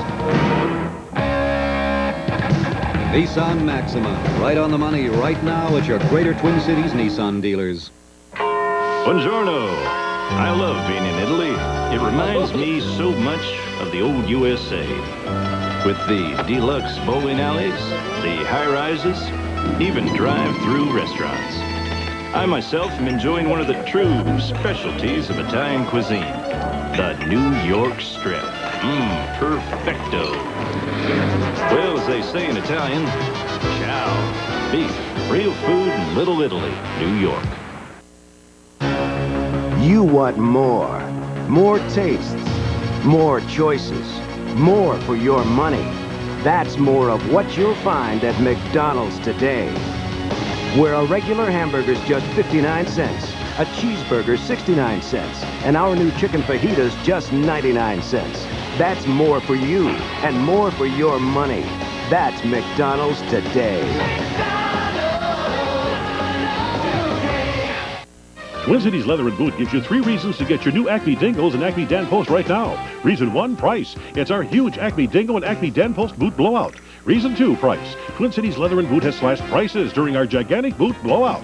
Reason 3, price. Price them anywhere. But during our gigantic boot blowout, we've got the lowest prices on Acme Dingo and Acme Dan Post. 3 reasons to shop our 3 stores. Twin Cities Leather and Boot, downtown Hopkins, just east of Highway 65 in Blaine, and the Burnhaven Mall, Burnsville.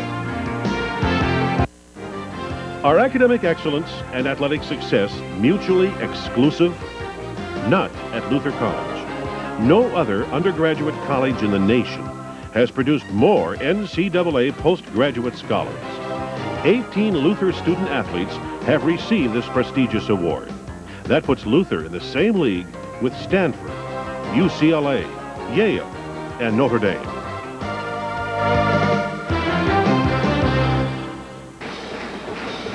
Matt Blair and Doug McLeod back from the Metrodome. It's a 7-7 Class AA championship game at halftime. 3rd quarter minutes away.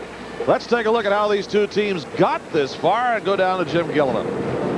Thank you, Doug. But for a twist of fate, we could have 2 different teams in the finals. Richfield and Cretin-Derham Hall played outstanding semifinal games against Lakeville and Burnsville. Both games went down to the wire, and we'll take a look at some of the semifinal highlights now. First from Burnsville and Richfield. Burnsville in white as they're wearing tonight. And the Magic Man, Bob Keeney, doing it for them. Mr. Everything, he takes it off the left side for an early touchdown, and it looked like this game was going to be one-sided. Keeney taking it for a score, making it 7-0. A little while later with his team leading 14-3, you can see how this guy can improvise.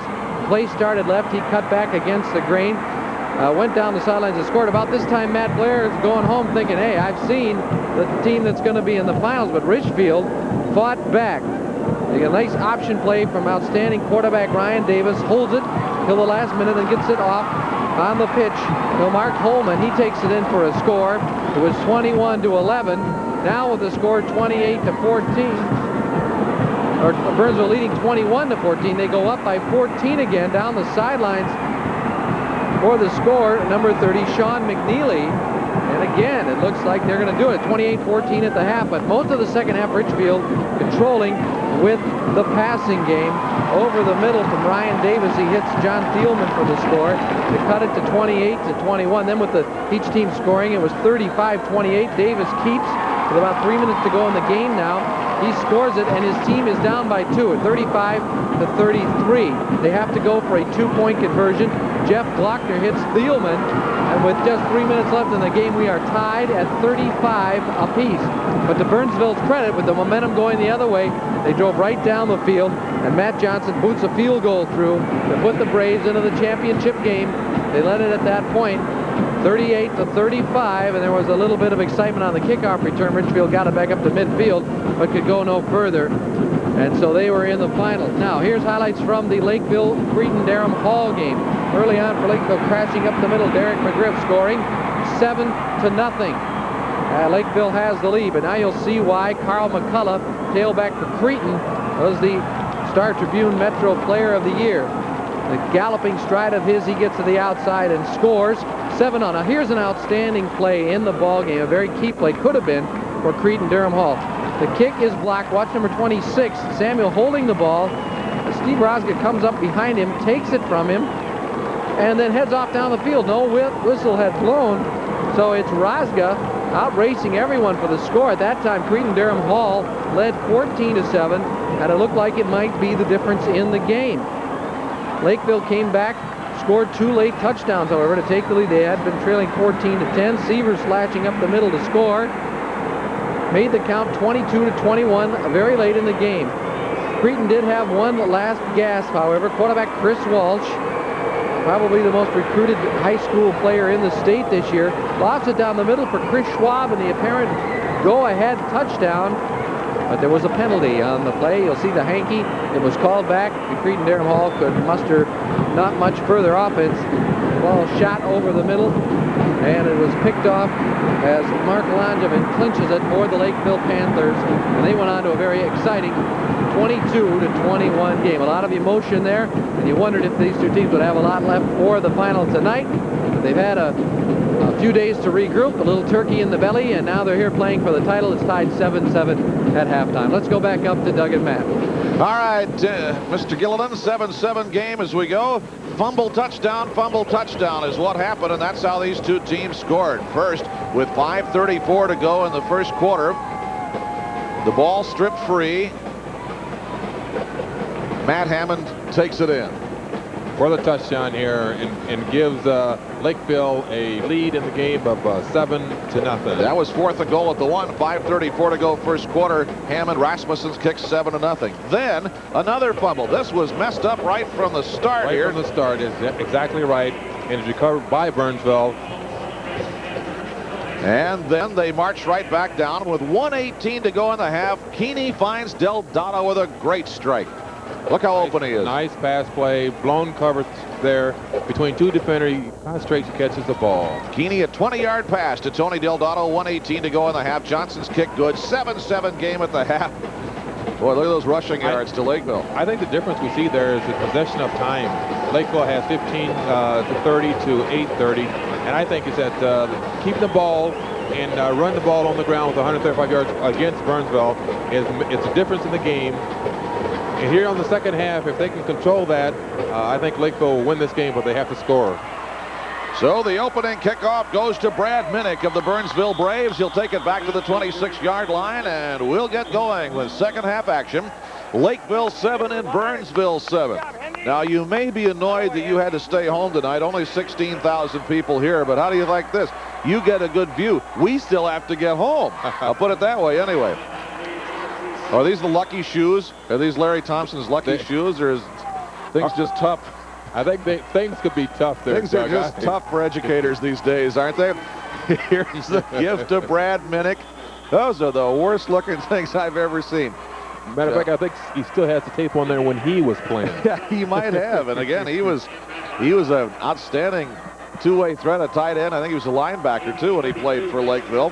Here's Minnick on the carry. Minnick trying to pick up some yards here. He picks up about 4 yards here, and then the swarm of Lakeville tacklers come over in and put him down.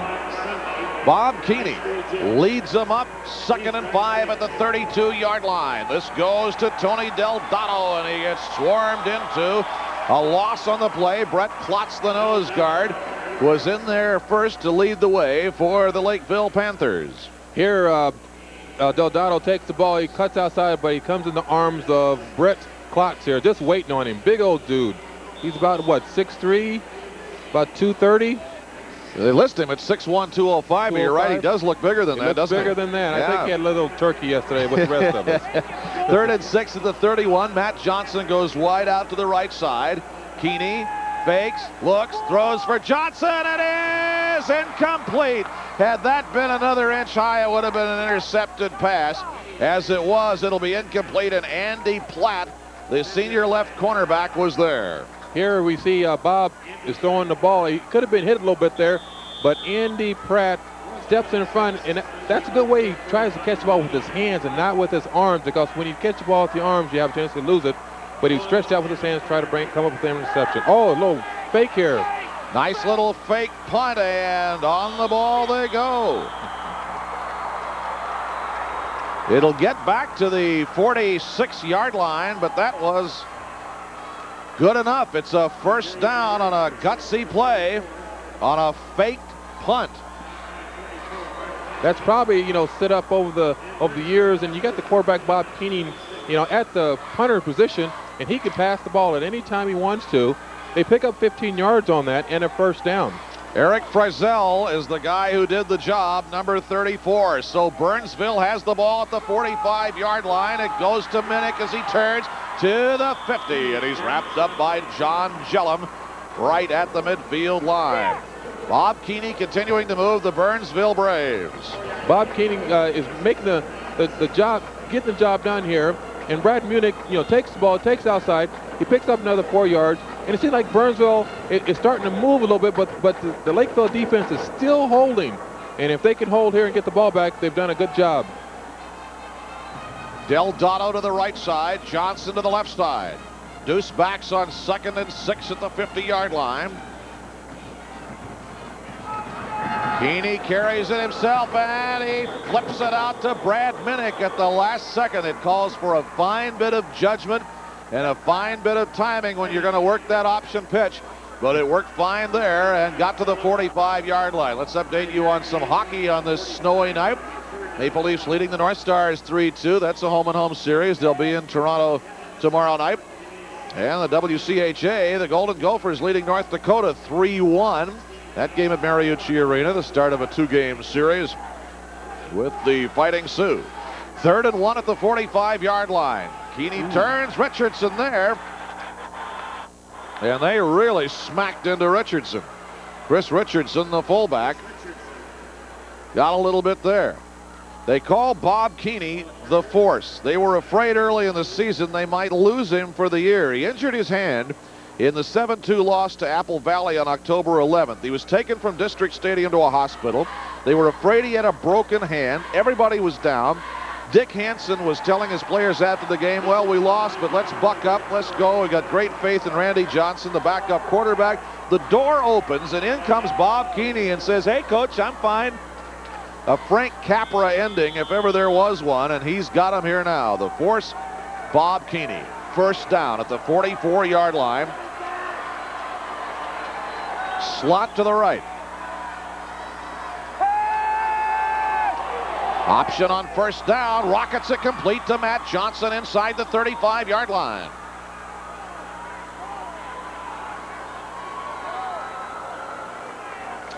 Here we have Bob Keeney rolling out, throwing to Matt Johnson right there. Oh, it looks kind of close there to being out of bounds. But, of course, there's no instant replay.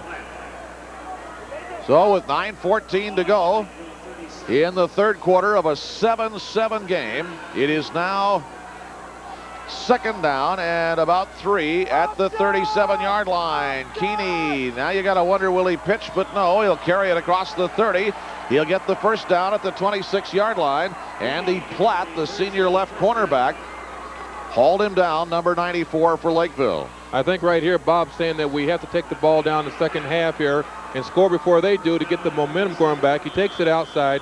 He doesn't pitch. He keeps the ball, and then he's brought down by Andy Pratt. Keeney scored 4 of the Braves' 5 touchdowns, as we mentioned, against Richfield in the semifinal. They scored on all 4 of their first half possessions against Richfield and led 28-14 at the half, but then there was the big finish we told you about. Big penetration here and nowhere to go for fullback Chris Richardson. Jeremy Radloff, the defensive tackle, number 60 on the left side, got him in. And the big Lakeville defense piles to it there. These Lakeville defenders can stop a truck. They are tough. Their interior defensive linemen, Weber, Radloff, and Klotz, can each bench press 300 pounds. A couple guys coming off injuries who are very good. Go all the way around. Their backers are big. Fake give to Richardson. The pitch back away from Minnick. Got it free. Finally in his possession, he is knocked out of bounds at the 38-yard line. A loss of 10 or 11 yards on the play. Line of scrimmage. Here you take it's a little option play, and the key to the option, if you're going to be a defensive player, you have to take away the quarterback.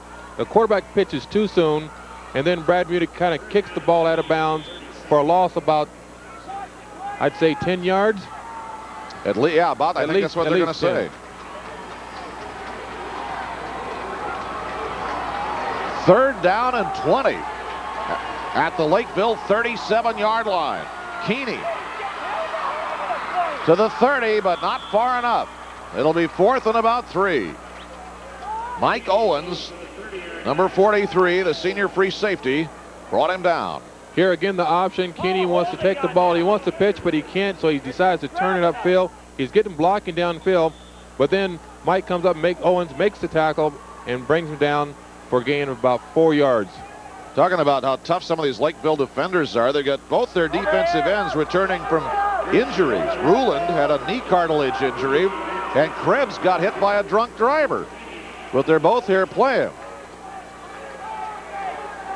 Now they will try a 47-yard field goal, or at least they show that they will. Too much time. Took a long time to get going. And this will back them off another 5. First penalty on Burnsville. So that'll back them off another 5 yards, and we'll see if they still want to try it, because this will make it now about a 50. Now they're going to punt now. Keeney will go back to punt. Let's not be ridiculous. Hangs it right for the coffin corner and out of bounds at the 7-yard line. So got the desired effect anyway and drove Lakeville back deep into its own territory with 7 minutes, 17 seconds to go in the 3rd quarter. Still a 7-7 game in the AA semifinal.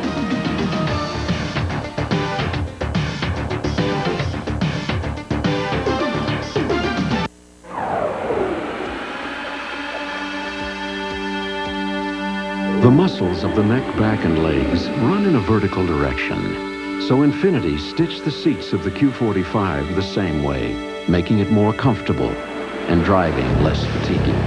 At first, you may not notice the luxury of something as small as a stitch, but to Infiniti, what's important is that somewhere down the road, you will.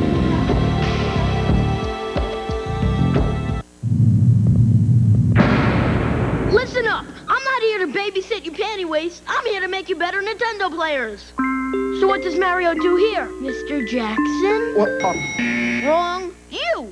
Wrong. Do a little dance. Wrong. To get better at Nintendo, pick up super secret game kits on packages of Pepsi. Best of all, you could win one of thousands of Super Nintendo entertainment systems delivered via Federal Express. Bo, I want you in my office now. This kid's an animal. You could win Super Nintendo with Pepsi.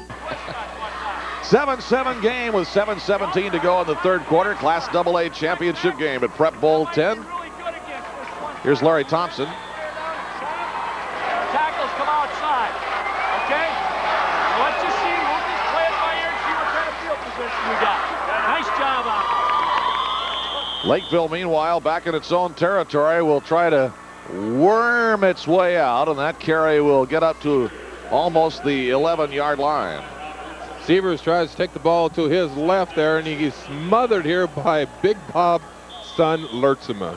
Rob Lertzema, the inside linebacker, the Mike backer. Good size junior. Jeff Novotny, number 38, is on the right side now for Scott Eugene at 2nd and 7. And they'll carry up the middle. That time as Matt Hammond got the carry and ran into a swarm of Burnsville Braves, but desired object again, move it a little farther out of your own end. Matt Hammond takes the ball and he twists, he turns, look like a little face mask there. Oh, where's the referees when you need them? And then he's brought down by Leihart there. Leonard had the little paw in there and looked like he did get him right in the face mask, didn't he? 3rd and 3, now the ball at the 15-yard line. Eye set, pitch back to Severs. Wrapped up, and the Braves go swarming to the ball, and they'll be thrown for a loss. Forward motion, I don't think, even got back to the line of scrimmage, which was the 15-yard line. Here's a kind of a little toss play, and he's cut off right quick, and the defense from Burnsville comes in, swarms him, and just about everybody comes there, led by Hammond, number 22. Kevin Hammond, the senior All-Metro defensive end. A punt away now from Brian Sontag. Jason Suttle picks it up at the 50-yard line for Burnsville. Got free of a tackle, but then he was hauled down as he got to the 41-yard line. And with 5.5 minutes to go in the third quarter, we're going to have a penalty marker. Looks like falling on, maybe a little bit too late hit. It was right at the point of the hit, wasn't it? See what happens here. Yes, a little bit late hit. Late hit. Late hit indeed. A late hit has been whistled against the Lakeville Panthers. 5:29 to go, third quarter. Burnsville 7 and Lakeville 7.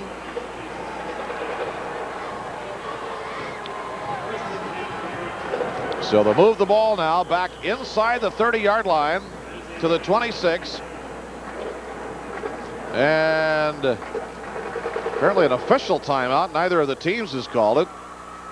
Timeout nonetheless with 5:29 to go in the third. It's a 7-7 game.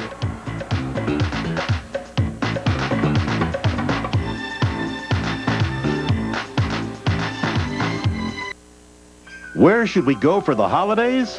Dairy Queen. 'Tis the season for the annual holiday full meal deal. Get in the spirit with a big juicy burger, piping hot fries, soft drink, and a 5-ounce sundae. Then get really festive with this collectible holiday glass. All at one great price, just $3.59. The $3.59 holiday full meal deal. We give you taste, we give you value, we treat you right. Dairy Queen.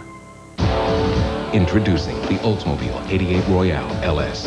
Totally re-engineered with a more powerful yet fuel-efficient engine, electronically controlled transmission, anti-lock brakes, and a driver's side airbag. And we even made it easier for you to get one today, because now there's 2.9 APR financing for up to 48 months on any 9288 Royale. Oldsmobile. Discover the power of intelligent engineering. See your new generation of Oldsmobile dealers today. We've got the edge.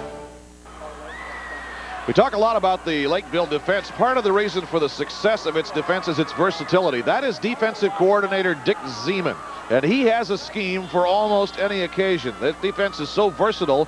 Zeman can actually install a whole new defense prior to a game to deal with a specific offense. That's how finely tuned they've got that defense down at Lakeville. Now Burnsville, 1st and 10 at the 26-yard line. Keeney pumps. Here it goes, long for Johnson, incomplete in the end zone. Man coverage as he had Adam Platt down there with him, and it just dropped a step in front of Matt Johnson. Here we see a play pass here. Bob pumps once. He throws it up in the air, and Matt Johnson stretches out at the end there, and he cannot come up with it. Great coverage on the defense by Mr. Pratt. 5:17 to go, third quarter. It's a 7-7 game with Matt Blair, Doug McLeod at the Metrodome. Class AA championship game. It's nobody's game right now.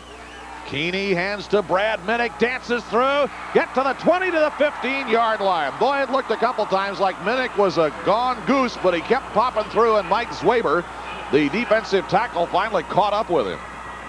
Here we have it here that Brad Minnick, he cuts back inside, getting great blocking up there in front. Yeah. And he just cuts his way down to the line there, and he's brought down by number 51. That was the block. Dave McDevitt is the guy who threw that block. And let's give credit to those guys in the trenches. We don't get to do it very often. And we never get to call their names. Never get to call their names. McDevitt. Here again it goes to Minnick as he cuts inside.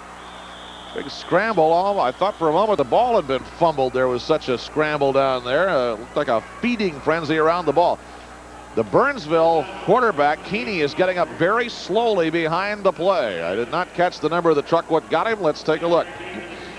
This is Delgado going in. Delgado's run the ball here, but I think what happened, Bob, Keeney took a hit because, see, when you're faking the ball, you're going to have the defensive players going to hit you regardless because they think you still have the ball. Mark Langevin was in there, so I don't know if Keeney got hit. We were all watching the play. In any event, he's up and running. 2nd and 5 at the 10-yard line. Full house tee in the backfield now for senior quarterback Bob Keeney of the Burnsville Braves. Everybody jumping. Fake draw. Keeney scrambles, sacked at the 14-yard line. And it's Sean Rulin, the senior defensive end, who got him. Rulin, number 19, with a big sack. Here Bob rolls out to his right, and then Rulin continues his efforts in trying to get the sack here. He never gives up until he brings down Bob Keeney. And that is a loss of about, what, 5 yards? 4 or 5 yards on the play, that's right. So it puts him back on about the 15 now, 3rd and 10. In motion, Delgado. Keeney straight drop. Big pressure, screen complete to Brad Minnick. Out of bounds at the 8, just inside the 8-yard line. Andy Platt, the cornerback, pushed him out. Here again is 3rd and long. Bob Keeney throws the ball up to Brad Minnick, and here Pratt knocks him out of bounds, keeps him from picking up the first down. Now it's 4th down and 2. Burnsville's going to call timeout at this point with 3:22 to go in the 3rd quarter. 7-7 game, Burnsville on the doorstep.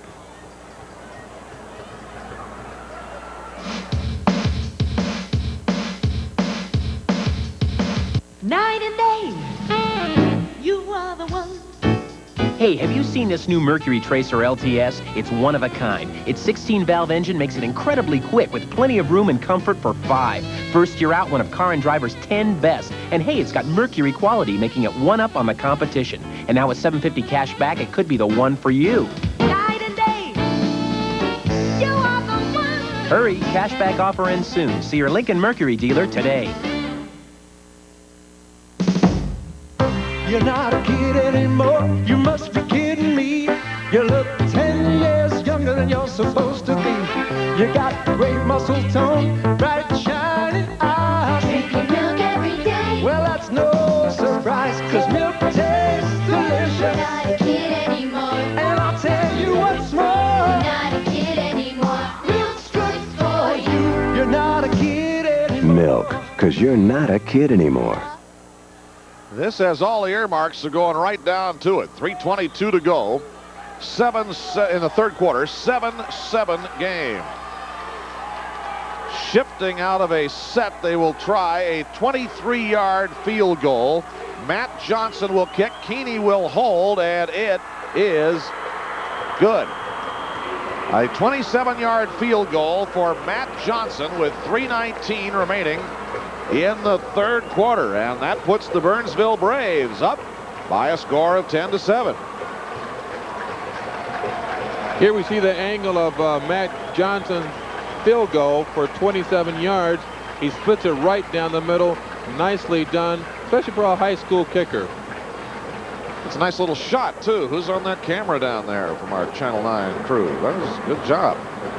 Nice to see it come at it that way. 3:19 to go in the 3rd quarter. 10-7 Burnsville now on the 27-yarder by Matt Johnson.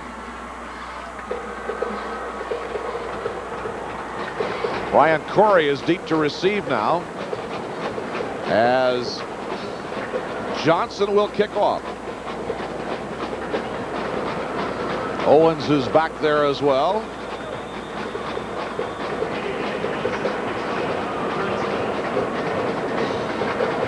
So's Clam.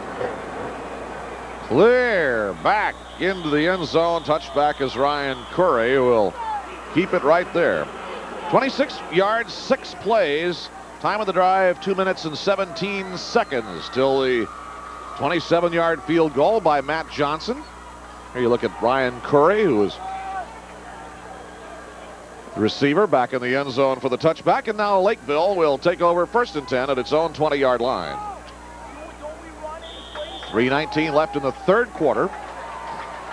With Matt Blair, Doug McLeod, Barry Williams, Jim Gilliland, and our whole cast of crazies. Eugene fires, and it is caught by Matt Hammond at the 33-yard line. A 14-yard pass play by Scott Eugene to Matt Hammond. Here we have Eugene going to Matt Hammond wide open, and he gets collided there with the safety, and the safety gets bounced around a little bit, and then Matt Hammond picks up at 13 yards on that play. Eugene's first completion in 5 attempts. Keeney is 5 for 12, 77 yards for Burnsville.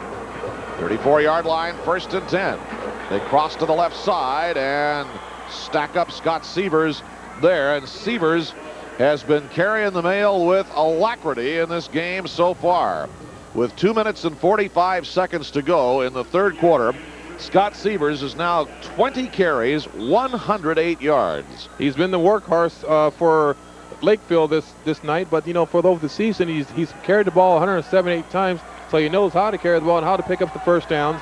He had over at least 1,200 yards this year. He now has 1,338 yards. 1,308 yards, rather. Eugene spinning, and it is caught at the 50-yard line and then batted free. It was a completed pass. It'll be a completed pass and a fumble. It's been picked up by Adam Nail. Nowhere to run and nowhere to hide. The pass was complete, and then it will be a fumble. Adam Nail recovers. Wow. Second fumble, both of them lost. Nice play pass action here. The ball is caught, but then hit. Wow. Big hit here. And then Adam Neal gets up after helping on the hit. He picks it up, he runs, and he's going to go against the grain. Oh, he goes the wrong way, turns outside, but it goes the other way somebody. Now. The big hit you were talking about was thrown by Jason Suttle, number 25. Now 1st and 10, Burnsville on the Lakeville 43-yard line. It could be an enormous play. Reverse, Minnick didn't get anywhere. Might have lost a couple of yards. Brett Klotz, the nose guard. There he is, 6'1", 205 senior. Came in to put the slam on that one. It was a loss on the play of 2 yards. Back to the 45-yard line. 2nd and 12. Minute 37 left, 3rd quarter. 10-7 Burnsville the score. The defense of Lakeville has to make a big play now. Either have to hold them right here, make them punt, or get an interception or a fumble turnover. Into the belly of Brad Minnick. Again, great pursuit by the Lakeville defense. 2 players in, Ruland and Andy Platt, to make the stop as Minnick tried to turn the right corner.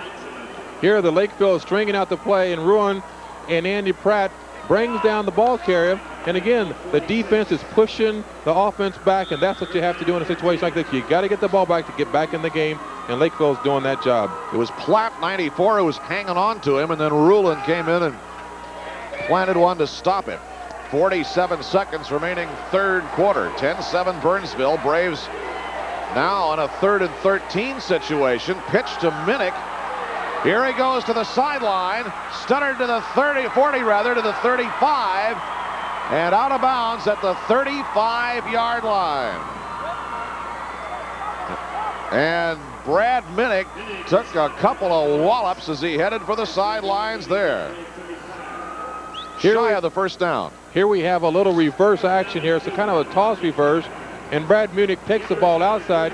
He gets hit once here, missed tackle, and then he cuts back, and then he wants to pick that first down up so desperately.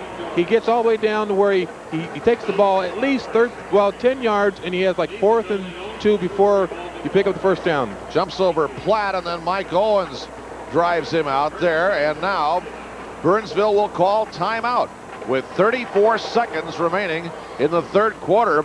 That's the second timeout the Braves have called. They only have one left. Lakeville has yet to use any of its second half timeouts. 4th and 2 at the 35 will be the situation for Burnsville, leading 10-7, just over half a minute to go in the third quarter. Well, you know, the key rule of taking timeouts is that you never take timeout when you're on defense. You always save them for the fourth quarter or second quarter on offense. And right now, it may be a mistake by taking those timeouts by Burnsville. But again, you take them because you know that's something you want to see or want to do. And it could be a crucial play here. They could score, they could get the first down and take the drive in. And you just don't know what's going to happen before the end of the game. Well, very big first down if they get it on 4th and 2, if they go for it. Bob Keeney leads them to the line. Double tight end set.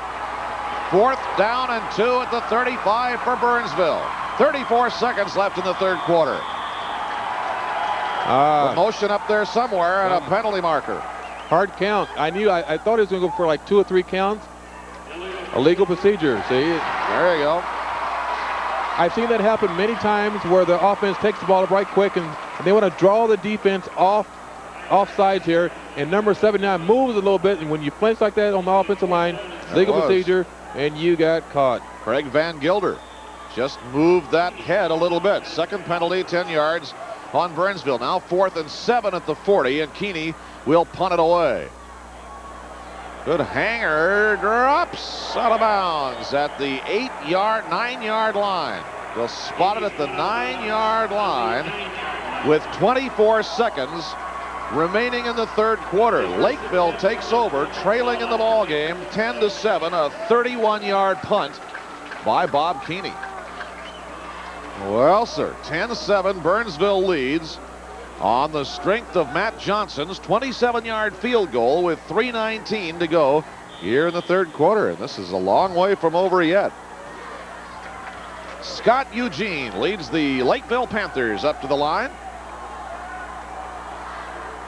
Fink to the left side, Sievers in motion. Draw to the 15, and that'll be about a 6-yard gain. Keeping it simple, deep in your own end. Keep it on the ground and just try and muscle it out of there. That's all you have to do is muscle it out of there. And here's this big surge by the offensive line.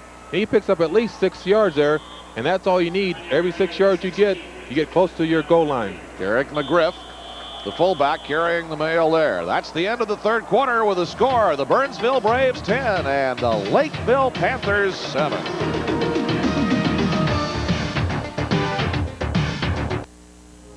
The universe stands at a crossroads. You, Captain Kirk, are to be our first olive branch. Where peace could triumph over war. The future. Where understanding could conquer mistrust. You don't trust me, do you? But for the crew of the Starship Enterprise, the battle begins with themselves. People can be very frightened of change. Star Trek VI, The Undiscovered Country, rated PG. Starts Friday, December 6th at a theater near you. If you're looking for a way to beat those old car blues, your Isuzu dealer's got the right Isuzu for you. It's the right time for year-end savings on selected 91 Isuzu cars and trucks, like the roomy Isuzu Stylus XS, priced at up to $1,800 off during the Isuzu for You sale. Info Stylus Pickup Trooper, rodeos too. Your Isuzu dealer's got the right Isuzu for you. Save on a Stylus at your local Twin Cities Isuzu dealer. Fourth quarter about to begin at the Metrodome in Minneapolis on a snowy, miserable night. The same kind of weather that's driven these teams in here for 60 high school football games in the month of November to get the playoffs in. Now we're down to the last football game by anybody this year, at least under the auspices of the Minnesota State High School League. With Matt Blair, Doug McLeod, it's Burnsville 10, Lakeville 7, 2nd and 3 at the 16. Lakeville driving out of its own territory. Here comes Scott Sievers to bowl his way to the 30-yard line. 14 yards on that one. for senior wingback Scott Severs. Scott Seaver gets the handoff here from Eugene, and Scott finds an opening in the hole. He just darts up through it and finds daylight.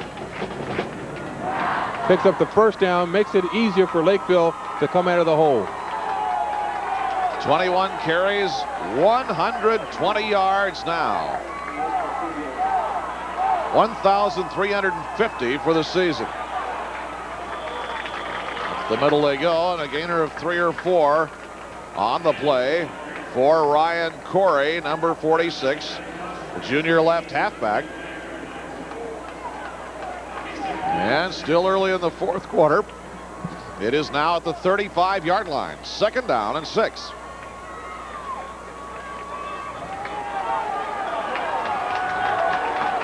Jeff Novotny, number 38, is in and split out wide to the right side. The give is to the up back Severs, and they smack him as he hits the line of scrimmage.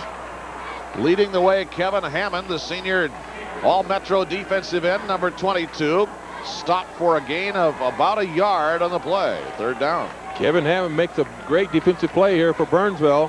He stops Severs from picking up the first down.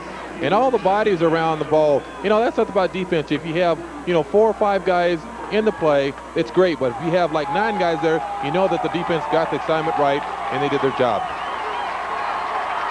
Fink to the left side. On 3rd and 5, rifled through the hands of Tyler Fink, the senior wideout.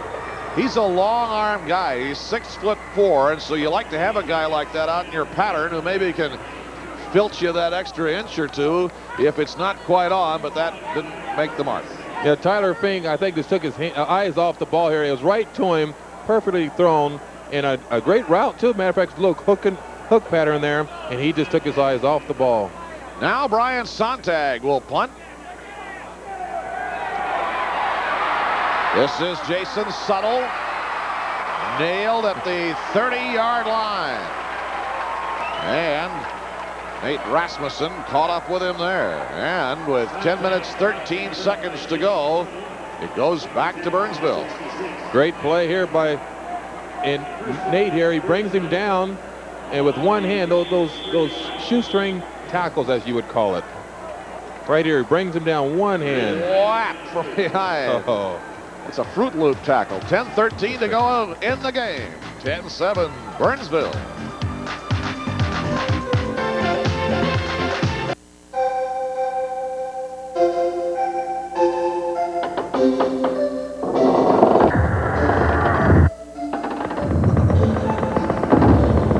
It's coming. And it's closer than you think. So before cabin fever closes in on you, call 1-800-432-TRIP for your free Wisconsin Winter Adventures Guide and plan your getaway while you still can. Just announced, up to $1,500 cash back on Ford F-Series pickup. That's right, up to $1,500 cash on America's best-selling truck. Start with $500 cash back on every F-Series in stock. Then qualify for an additional rebate up to $1,000. For total cash back of up to $1,500. Plus, with option savings up to $2,100, save up to $3,600 before your best deal. This is a limited time offer. See your local Northland Ford dealer today. 10 minutes, 13 seconds to go in the Class AA championship game. The score, Burnsville 10, Lakeville 7. Burnsville Braves with the ball. Bob Keeney working 1st and 10 at his own 31-yard line. Option, keeper, 35, out of bounds at the 38-yard line for Bob Keeney, the senior quarterback, one of the best option quarterbacks in Minnesota high school football. Andy Platt, the corner, got it. Here, Bob, he's going to go back for a pass. It's run all the way, but he fakes the defense out just a little bit, by time, and he runs the ball right in the arms of Mr. Pratt. Andy Platt, a 5'10", 185 senior. Leads the team in pass interceptions with 4 coming in. Matt Johnson to the right side. Slot right. Into the belly of Tony Deldato. Tripped up at the 37-yard line, and whoever got him was not about to let him go. He looked like he might be gone, but for somebody, I think it might have been Mark Langevin or Brett Klotz. We'll see when we come back. Got him around the foot or the ankle here because Deldato's going. Yeah, Deldato's running here trying to find daylight, but you're right. I think it's Brett Klotz. Hangs on to him. He doesn't let go, and his teammate comes in and helps out a little bit. You're right, Matt. It was Brett Klotz, the senior nose guard. Hanging on for dear life and nothing more there. 9:23 to go. 10-7 Burnsville. Braves on their own 39. 3rd and 2. Penalty markers flying. Another one now as Keeney turns the corner to the 44-yard line. When the penalty's on the offensive side, as always, holding. Let's see if we're right. So it is. Holding on the Burnsville Braves. And if it's in high school, isn't that 15 yards? They're going to mark it all the way back with 9 minutes and 14 seconds to go. That's a 10-yarder.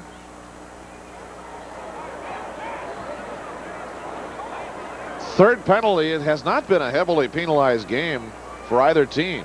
Lakeville has only one. Oh, you're right. It is 50. Yeah, it is 15 yards in high school, isn't it? Or they're going to mark it 10. No, it's 10. That's right. I was watching the referee move there, but they'll put it at the 29-yard line. So we get to do 5 high school games a year. We've usually figured it out by the end of the 5th, but not always. Not always. Not always. 9:08 to go. 10-7 Burnsville. Matt Johnson wide to the right side. Keeney looking to set a screen. That didn't work. Keeney in trouble. Throws. Caught by Brad Minnick. Flags flying everywhere. And I could say again, the linemen were downfield because there's a screen to set up here. Let's see if that's the call. Yeah, lineman downfield.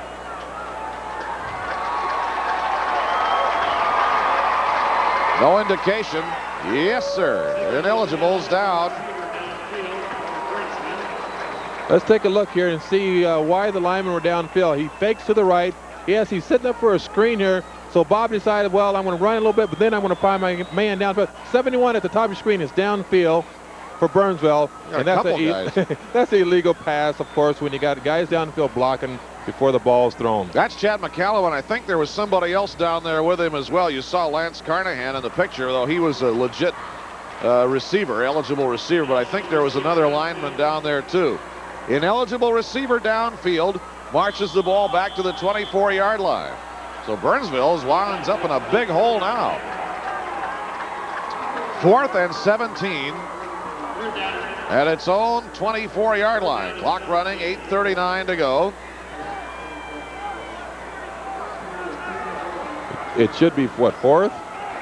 Should be 3rd. 3rd? There it is. Well, the marker shows 3rd. I thought it was 4th. In any event, it's going to be 3rd down, apparently, and 17. We've seen a lot of football today. Tipped and batted away by Adam Platt, the cornerback, and a flag. Right at the point of impact. Defensive interference. See if you can see the pass interference here. Platt 45 is covered. The defensive back comes around too soon. He's on his back. That's close. That's Pratt, isn't it? That is... No, 21. No, I think that was Platt, number 45, who was hanging on him. But we showed you Jeff Johnson anyway, because he's the defensive captain. He's a 3-year starter. If he can't get on TV, who can get on? But it wasn't his fault in that case. 8:18 to go. 10-7 Burnsville. So they'll put the ball at the 39-yard line. And it's kind of sad to say, but they get a first down out of this. 15-yard penalty. Now 30 yards in penalties and only 2 of them. I don't think it's quite to the first down marker yet, is it? Well, it's the first down regardless. That's right. Sure it is. Wake up, Doug. 1st and 10 at the 39-yard line. Bob Keeney. Minnick. Whoa, and he got nailed by Brett Klotz, the nose guard. At the charge, Sean Ruland was there too. But Klotz, the big senior nose guard, plants one in here. Here we have a little draw play, and Klotz come in and makes the play because I think he's fired up. He says, man, this is we got 7 minutes left in the game. We got to make a defensive stand here. Let's do it right now. Let's get the ball back for our offense. We should have been off the field because of the penalties. We're still on the field. Official timeout here with 7:49 to go. Looking at the equipment of Chad McCallum, the senior center of the Braves. And we'll start her rolling again here. 7:44 to go. 36-yard line. Burnsville with the ball still in its own zone. It's had the ball for quite a while, but can't get out of its own end. 2nd and 13, Minnick. 40, 45. Out of bounds at the 49-yard line goes Brad Minnick. Andy Platt, number 94, shoved him out. Well, here we find that Munich gets good blocking here from his teammates. 64, you see number 61 there in front. And he scoots out to a 14-yard pickup before he's thrown out of bounds by Andy Platt. Joe Thull, number 61, the senior left guard. It seems like the defense worked so hard on Lakeville, and to let that happen, and they should have had him way back up there and punted. But little mistakes, you start to drain a little bit, and you become weak, and that's when you're vulnerable. Now it's first down at the 49-yard line for Burnsville. Twisting it goes to Minnick. 45 to the 40-yard line. Andy Platt there again to apply the brakes for Coon Rapids. But Burnsville really penetrating, gets another first down. Let's take a look and see how this play is developing here. And Brad Munich is getting the ball twice in a row now, and he's just dragging defenders now. I think the Lakeville defense is probably getting tired of being on the field a little bit too long. Quite a while. 7:11 to go. A look at Brad Minnick, number 24, on the sidelines now for Burnsville. Matt Johnson goes out to the left side. 1st and 10 at the Lakeville 38. This time Sean McNeely, number 30, is bulldogged out by Lee Johnson, the strong safety. That is Sean McNeely, a senior running back, 5'10", 140. Here we go on the outside run, and they're attacking. It seems like the left-hand side of the defense. I think the defense on the left-hand side is probably, the weakest link, and that's where they're going towards. They have not yet run a play to the right. But, of course, that'll change any time. 6:55 to go. 10-7 Burnsville. Braves now 2nd and 1 at the Lakeville 29-yard line. Little motion. Minnick, 15. Corkscrewed off it by Mark Langevin. Right to the 25-yard line. They'll spot it right on the 25. Munich here starts in motion right before the ball, and you can't do that in high school. He gets away from one tackler. He runs up in the middle. He tries to cut and gets loose. He spins, he turns before he's brought down. He's running hard. He took a little break before he came back in. So he's fresh again. He's ready to run for more yardage here for the Burnsville Braves. Both the backers, Langevin and Jellum, got him there. And speaking of those big Lakeville linebackers, after that 41-0 loss to the Panthers, Hutchinson coach Grady Rosberg said their backers are bigger than the Gophers and probably faster. Here's the fake. Keeney carrying, whacked at the 22-yard line, and he really got a hit there. Well, here Keeney wants now. They take a shot going to their left, and he takes up. He sees daylight, but all of a sudden he gets hit, whacked right there. Is that Langevin again? Yeah. Langevin. Mark Langevin, the all-Metro linebacker, number 44. Ball at the 22, 2nd and 7.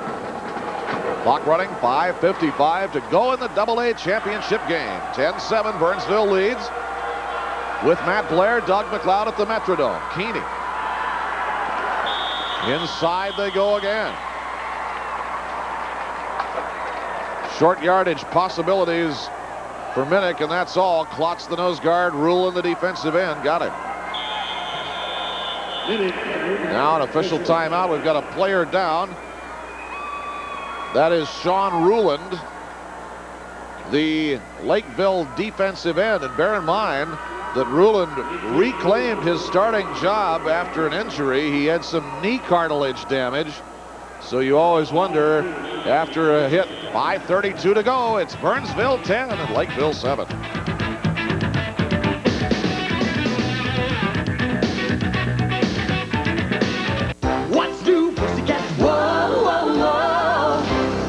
What's new? My new 92 Celica. And my 92 Paseo. My new Paseo started under $11,000. It's unbelievable. On my 92 Celica, I got brand new option package savings. Plus a great price from my dealer. We got a great value on a dependable car. We saved big on our 92 Toyotas. Hurry to your Toyota dealer and see what you can save.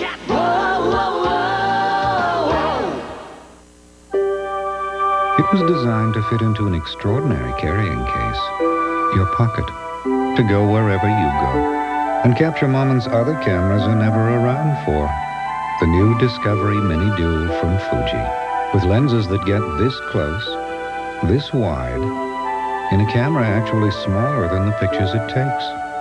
The ultra-compact Fuji Mini Dual, for all those special occasions that take place every day.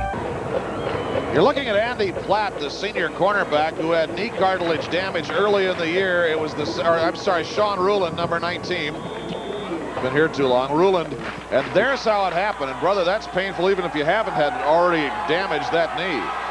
That's a lot of weight on that knee. It's Lance Carnahan who came atop him, certainly not intentional. But Ruland is hurt. Here's Delgado. Whoa, and tossed back at the 20 by Adam Platt with 5:10 to go in the game. It is 10-7 Burnsville, and the Braves continue to ease it down into Lakeville territory.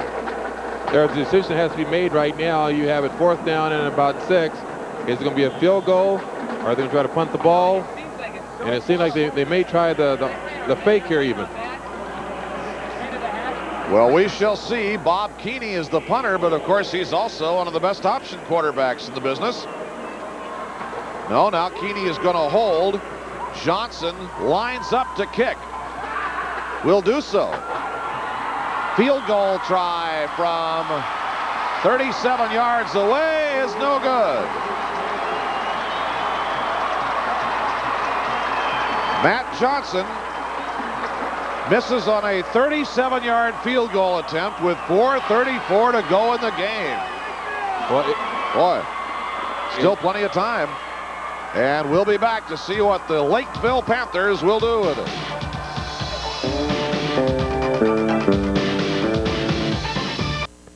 When you eat at Old Country Buffet, you can choose whatever you like from our buffet tables heaped with delicious meats, side dishes, salads, and desserts, all for one low price. Of course, some people think the best thing about Old Country Buffet is that it's perfectly all right to go back for seconds. Old Country Buffet. The only thing better than our food is what you pay for it. You expect a certain level of luxury and performance from a Nissan sedan. That's why we gave the Nissan Stanza XE available air conditioning, cruise control, power windows, and above all, more horsepower than the Honda Accord. Of course, all this luxury and performance adds up, but surprisingly, we priced the Nissan Stanza $1,600 less than Toyota Camry.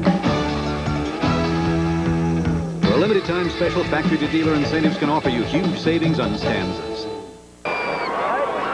4:34 to go.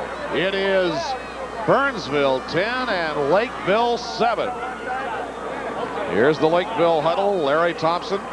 Meanwhile, 1st and 10 at the 20-yard line. Dick Hansen, the boss of the Burnsville Braves, looking. Scott Eugene turns around, hands it to Scott Sievers.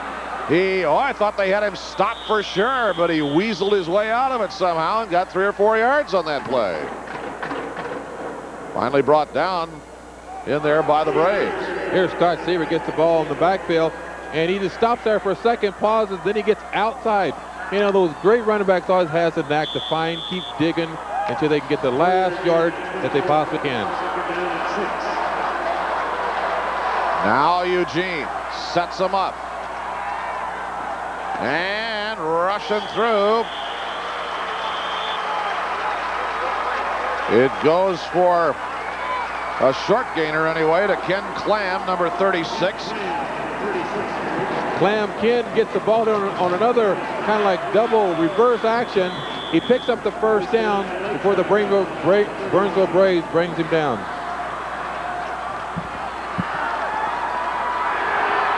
Sievers on the pitch. 35-yard line. Halfway there now on one carry. They're going to give it even more than that. Across the 36-yard line. Seaver here has some strong legs here. He takes that whole pile and just moves them. Look at this. He just moves them to pick up another 3 or 4 yards after he's been tackled. Matt Hammond is on the bench being tended to. On the Lakeville side, here is Eugene to throw, and that slaps off the ground. Nobody near. The Braves want an intentional grounding call, but they are not going to get it. There was nobody visible, but apparently they'll say it was conceivable.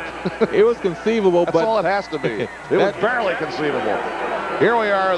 That's Matt Hammond being tended to down on the Lakeville bench. In case you wonder why he's not in the left side position, Kenny Clam, number 36, has been in there for him.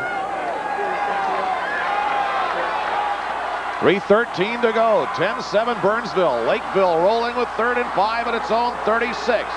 Sievers, 40. First down to the 45. Dragged down at the 46-yard line. Darren Anderson, the senior free safety, brought him down. Seaver gets the pitch out here, thinks he's going to go outside, but he cuts back inside. He just grabs the hold, and he just moves everybody. He's still moving his feet, and he makes the play for a first down for the Lakeville.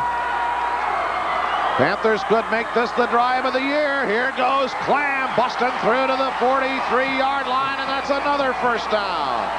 It's exciting to see that players come off the bench and make plays, and Clam has come in for his teammate Matt Hammond, and he's still moving the ball down the field. This is good teamwork. Ryan Corey, number 46, is in now. It's 1st and 10 at the Burnsville 43-yard line. Sievers there, 35-30. First down, Lakeville at the 30-yard line with 2:44 to go. Lakeville up and going. The Panthers hoping that this is the drive of the year. Here again, Seaver gets the pitch back. He takes it, he follows, he kind of grabs onto his blockers, and he's pushing his way, trying to get more yardage and a first down. Boy, he really does use his blockers well, doesn't he?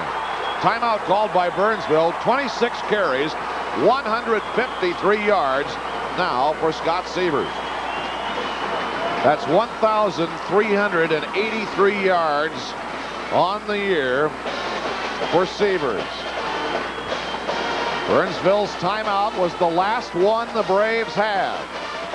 Lakeville has all 3 remaining.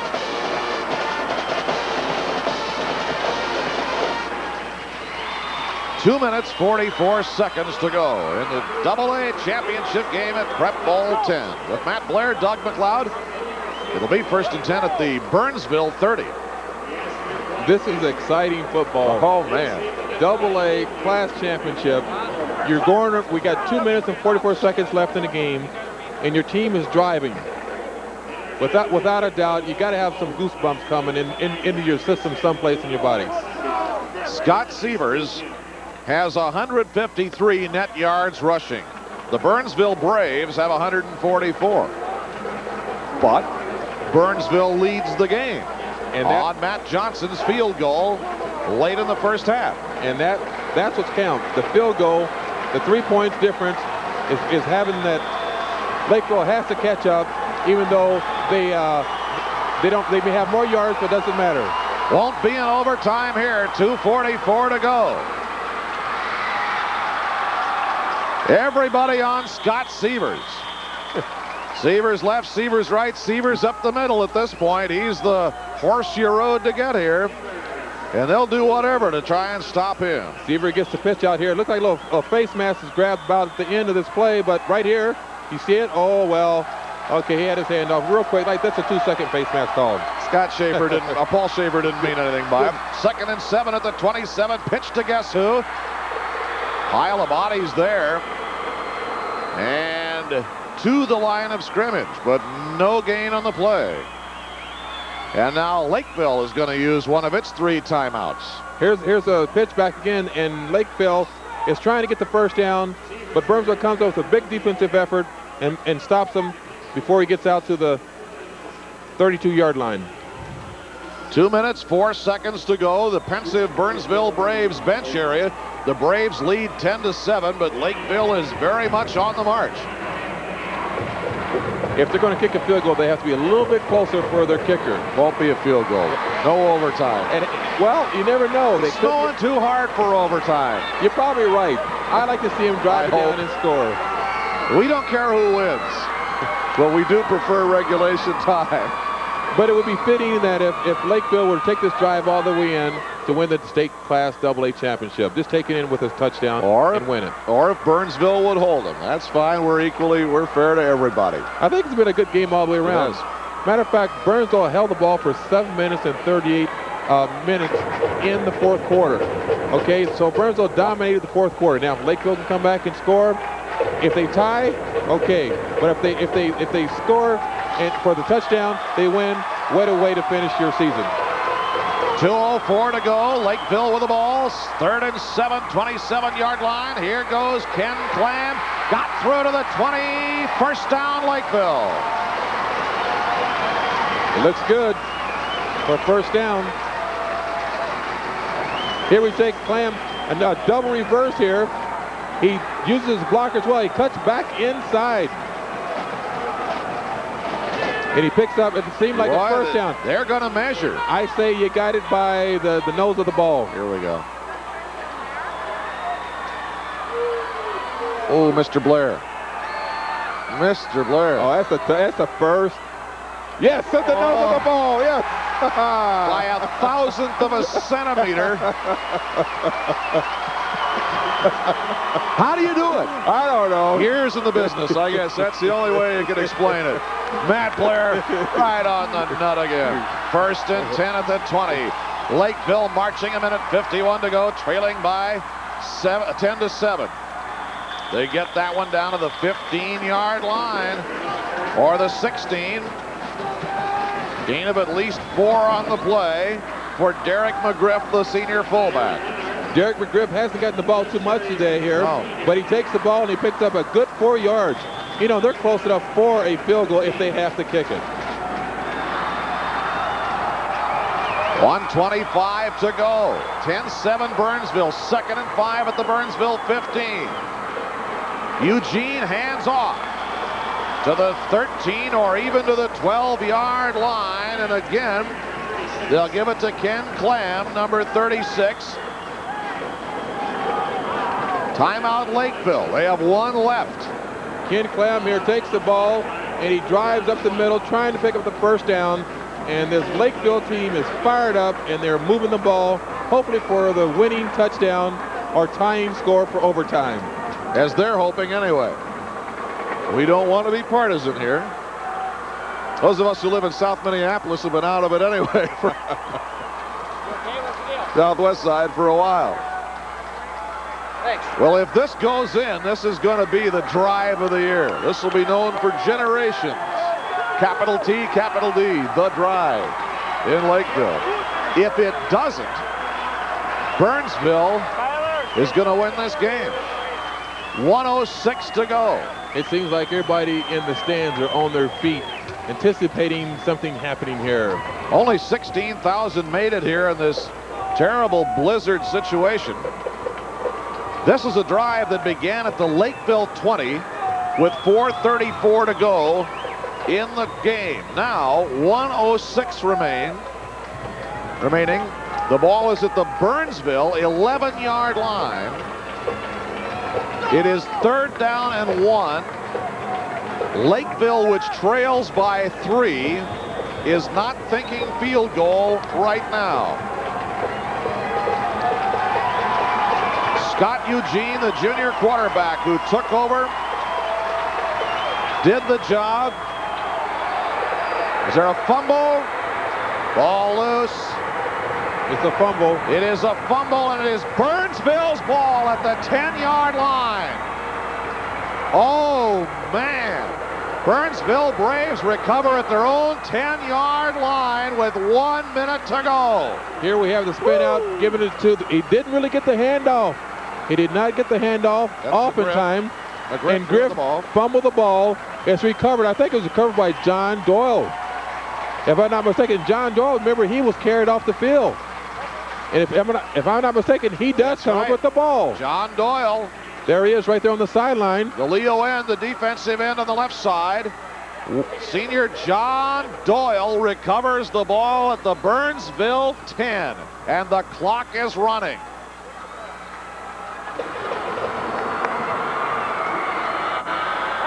They're going to put everybody back in safety. And now the last timeout in this game will be taken by Lakeville. Neither team has a timeout remaining now. With 35 seconds to go, they back the ball to the 8-yard line. 3 fumbles and all of them lost by Lakeville. 3 fumbles and 2 of them lost by Burnsville. Some games, those don't create big situations, but brother, have those fumbles been major impact events in this ball game. It has, because the fumbles have turned over to key plays for touchdowns, and also a key play, and what a way to end your career when you're Doyle. You go out hurt and come back in and recover the fumble because you knew you had it in you. You can come back and make things happen, and he did by recovering the fumble. But you can't blame either team, win or lose. They played a tough game, good sportsmanship, and I think this is a one game that the go down in history was played all the way down to the last seconds of the game. 35 seconds left. 2nd and 12 at the Burnsville 8. Bob Keeney is going to ground it right away. Backing slowly toward his own end. Half a minute to go, and there are no timeouts remaining in the football game. Time running down, and the Burnsville Braves, unless something outrageous happens here, are going to win the AA championship. But I'll tell you, it's raining in the Metrodome. It's leaking through. I can see a steady stream of water coming down on the fans in the, that's all they need in the Lakeville section down in front of us. That's the end of the game. What a finish. What a finish. Lakeville driving down by 3, and John Doyle recovers a fumble at the Burnsville 10, and the Burnsville Braves hang on to win 10-7.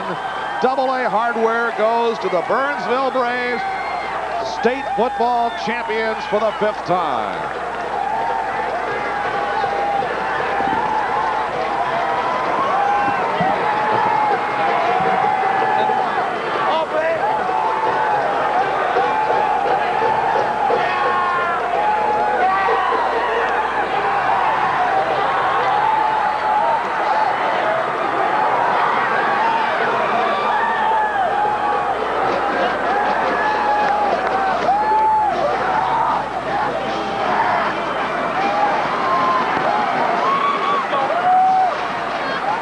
AA champions of Minnesota high school football, the Burnsville Braves, have pulled this baby off 10-7. Matt Johnson's 27-yard field goal with 3:19 left in the 3rd quarter proves to be the margin. 3 quarters of shutout football also posted by the Burnsville defense. Neither team scored in the 4th. But Matt Blair, I'd have given you good odds that Lakeville was going to get something in after an enormous drive that went a total of 70 yards. 70 yards all the way from their 20, taking it in, and on the 5-yard line before they went in, they fumbled the ball. And that is this way the defense played for Burnsville and Lakeville's offense. You know, they didn't stop. They kept pushing, and all of a sudden, it kind of like the whole thing fell out when the ball leaves your possession and you lose it. So inside a minute to go, senior defensive left end John Doyle recovers a fumble at the Burnsville 10. Stops that drive at exactly 70 yards. And it is over. And the Burnsville Braves win the AA championship game. They won it in 1980, in 1985, in 1989, and to boot, when they were a Class A school, they won it in 1972, early in the coaching reign of Dick Hansen, who winds up his 23rd season with his 187th career win at Burnsville.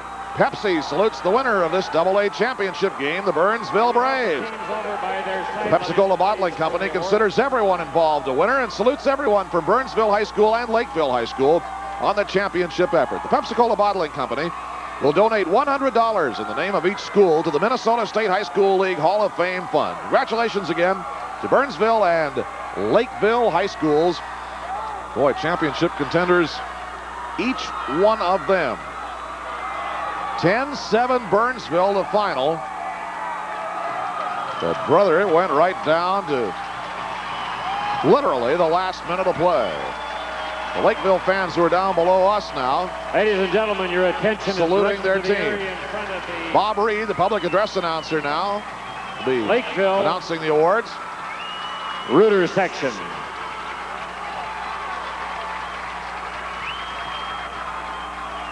Mr. Larry McKay of Lakeville, a member of the State High School League Board of Directors, and Dave Stead, the Executive Director of the Minnesota State High School League, will present silver medals to each team member and manager of the second place Lakeville team, and also the second place Class AA trophy is now awarded to Lakeville.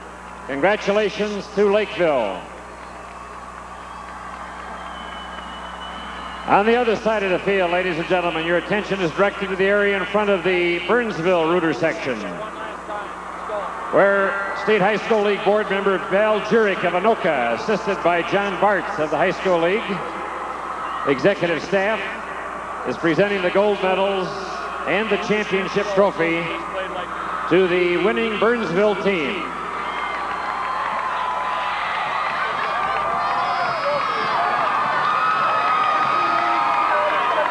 Congratulations to Burnsville for winning the AA championship. Repeating the announcements that we've had, we're advised that road conditions in the Burnsville and Lakeville area are very hazardous. Students and others who are driving home tonight are advised to call home before driving out. Several parents have called here at the Metrodome, and they want their students to call home before they start driving. And due to the snow and high winds, all fans that leave the Metrodome now must exit through the revolving doors only. Please cooperate and leave only through the revolving doors. And a reminder to Lakeville, you're welcome home.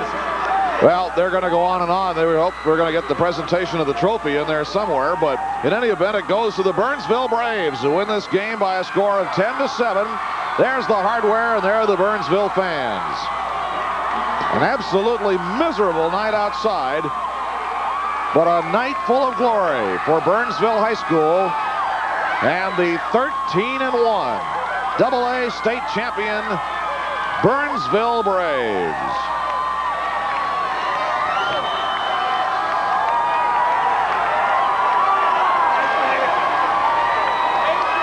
So that's it. Burnsville 10, Lakeville 7, the final. Matt and I will be right back.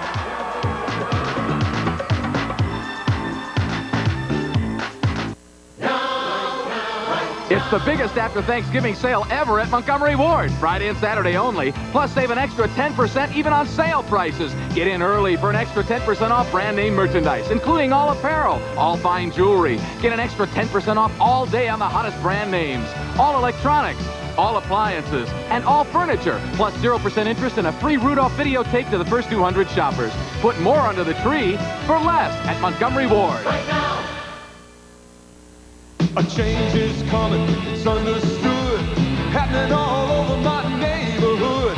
Only one place got the taste for me, gonna change to Pizza Hut delivery. Call Pizza Hut Delivery now for the Supreme $4 deal. Get a Supreme Pizza for $8.99 and get any other medium for just $4 more. Gonna change to Pizza Hut delivery.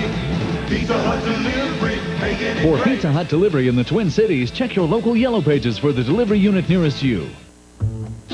I can see the hesitation in my customers' faces. I mean, I know I'm giving them the best price.